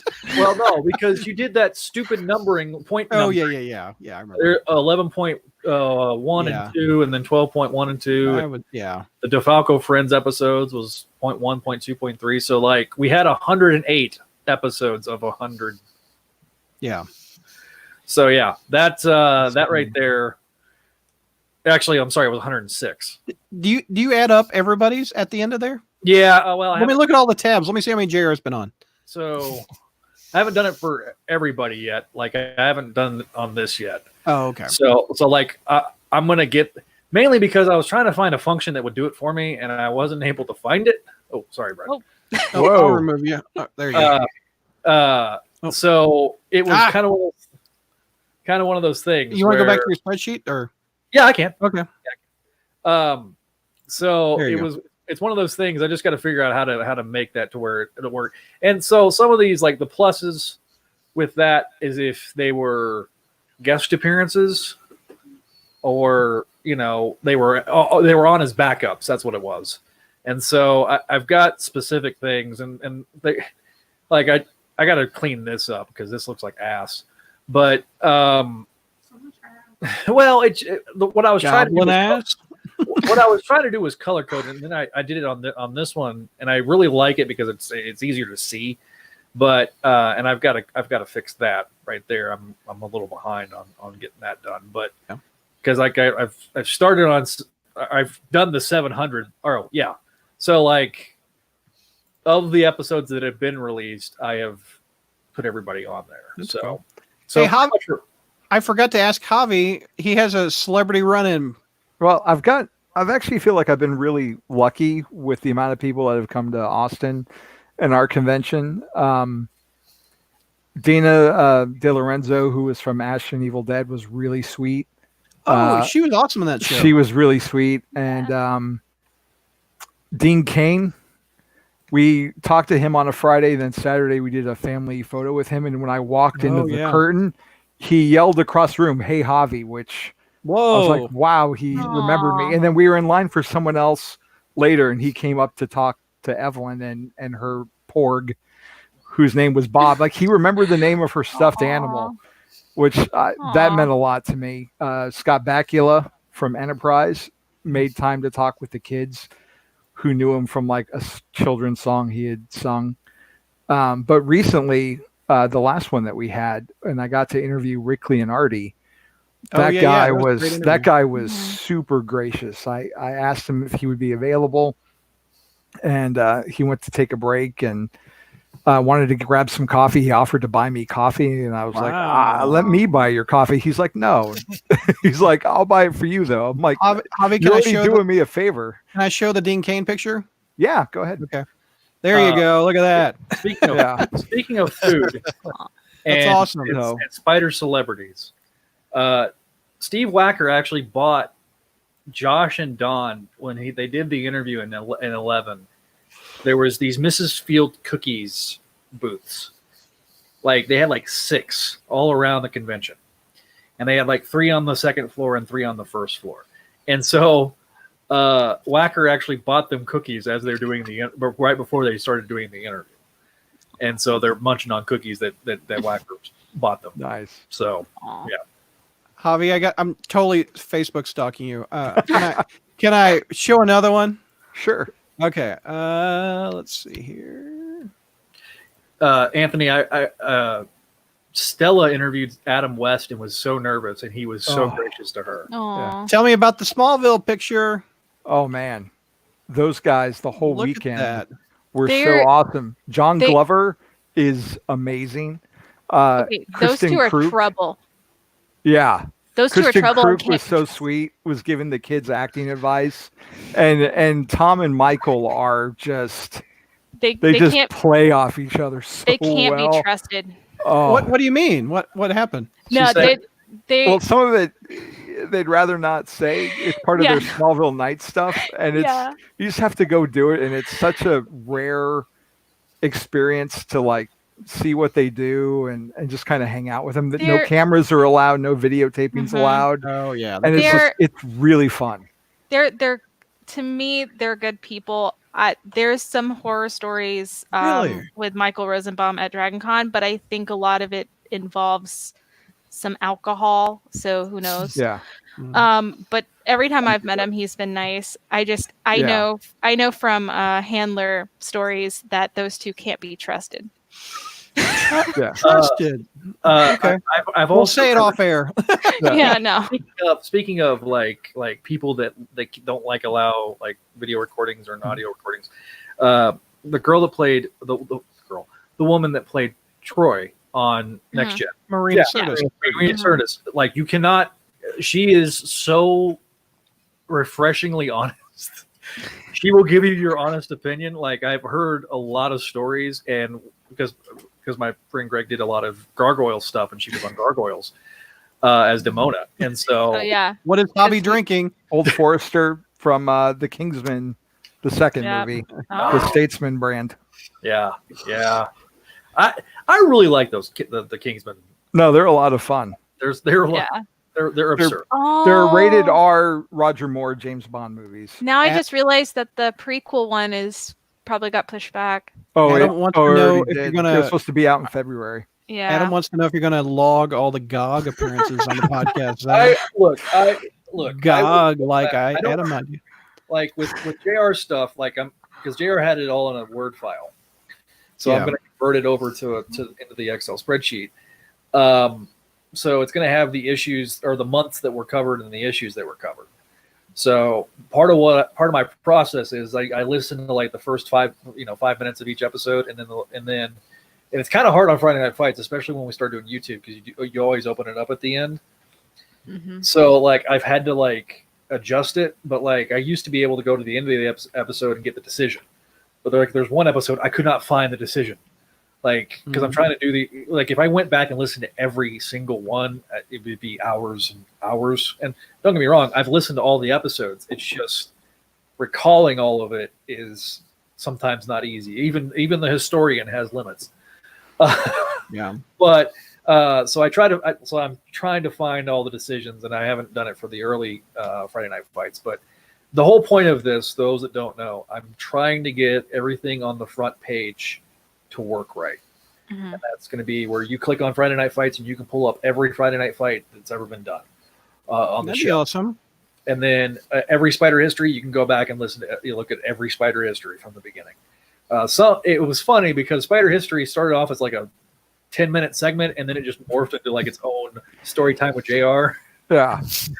And so it's a little easier to do the modern ones. But like JR, Brad, do you remember when we were able to do this in 2 hours? Nope. Oh yeah, I remember. Remember when we were doing it at like 2:00 in the afternoon? I remember. Oh yeah. I remember that. What? Yeah, I What? remember doing it before I even had my cell phone, I think, or Yeah. no, I had a cell phone, but it wasn't reliable. They were a lot less reliable, so I was doing it from like the home phone, the landline onto the. So I was trying to find my it. dog, and my dog decided to start barking, so that was the infamous dog barking. Oh, I episode. remember that. Yeah, that was like episode. So I was trying to find some pictures like Javi had. Kelly, I found this, a Spider Girl holding I Love Crawl Space. Aw. I She's got, she's in the costume. there's a dead red. I'm sorry, we can go back. No, she's in the Marvel, the Women of Marvel costume, and it's Ah. also super big on her. Yeah. We got some Those things are Star Trek huge. cosplayers. Let me pull this over so I can see you guys. Yeah, this was 20. Yeah, that was San Diego 2011. Me and No. This is me. I took these pictures. This is at the St. Louis Comic Con. oh, okay. We got Deadpool. Batman Beyond. You That got was a good Batman Beyond. Redbird. Oh, here I go back to Batman Beyond. Terry, that's a really good one. That is a very good one. Batgirl. That's a very good Batgirl. Mhm. Yeah. Spider-Man. Here, I'll find some others. I'm trying to find one that you guys will crack up. It's hard because I haven't been to a con in years. Yeah, I've always said that I was going to go back, and I haven't had the financial flexibility to do so, and obviously, Yeah. kid kind of. It's expensive. Like I'm right now I'm still saving up for Heroes Con, and because they're refusing to cancel it right now because they're like, look, it's at the end of There you June. Like we can still wait. We can still do this. And I'm just like holding out. Check these dudes out with the crawl space sign. Yeah. Those are I thought this was adorable. Aw. that is The adorable. turtle family. Oh, Yeah. that is funny. That's, You get Joker and Harley with the crawl space sign. Loki and Black Cat. Yeah, no offense to Brad's old crawl space side, but I really do like the one that. Yeah, I do too. Giant Do you Town remember made. this dude from Slots Run? What was his name? Oh, that was Massacre. Massacre. Yeah, Massacre. yeah. God, Yeah. I remember that was who killed Jack Cobb. Nicholson. Nice. That's a very good. that's a good one. These are all Stan Lee. Aw.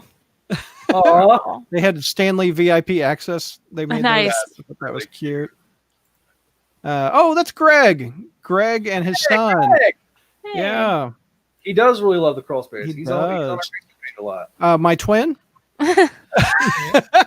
Like looking in the mirror, right, Brad? I know, right? Ebony and Ivory. Uhura. Oh, that is Space 70s Uhura. Space Ghost. Yeah, they got Space Ghost. Oh, Michonne and her two kids. I thought that was awesome.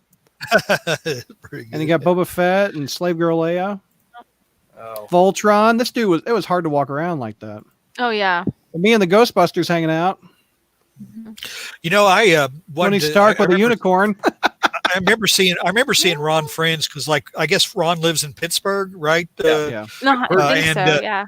So he's made it over to Cleveland or Akron a couple of times.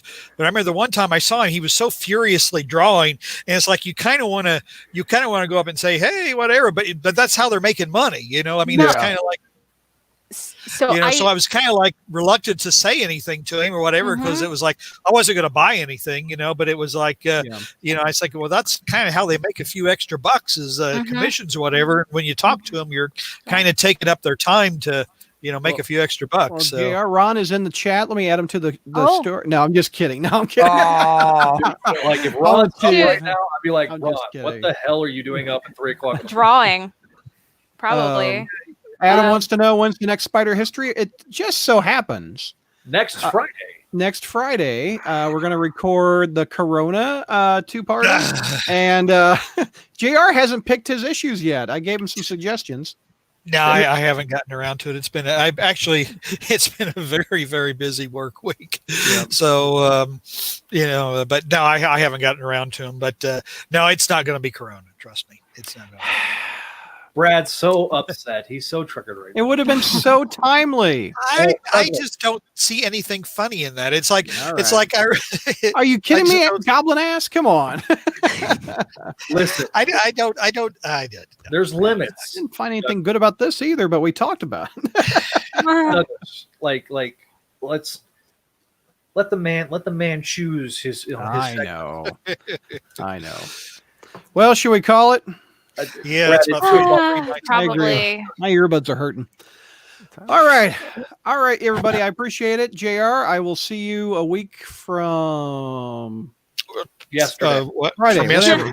I don't even know what day it is. Is it Day Sunday? It's now Day Sunday. before yesterday is now. Yeah. Sunday, yes. Wow. All right, you guys. All right. I will talk to you all later. All right, Bye, guys. All right. Crossfaders. Right. Thank you. Bye. Night, everybody. Thanks for watching.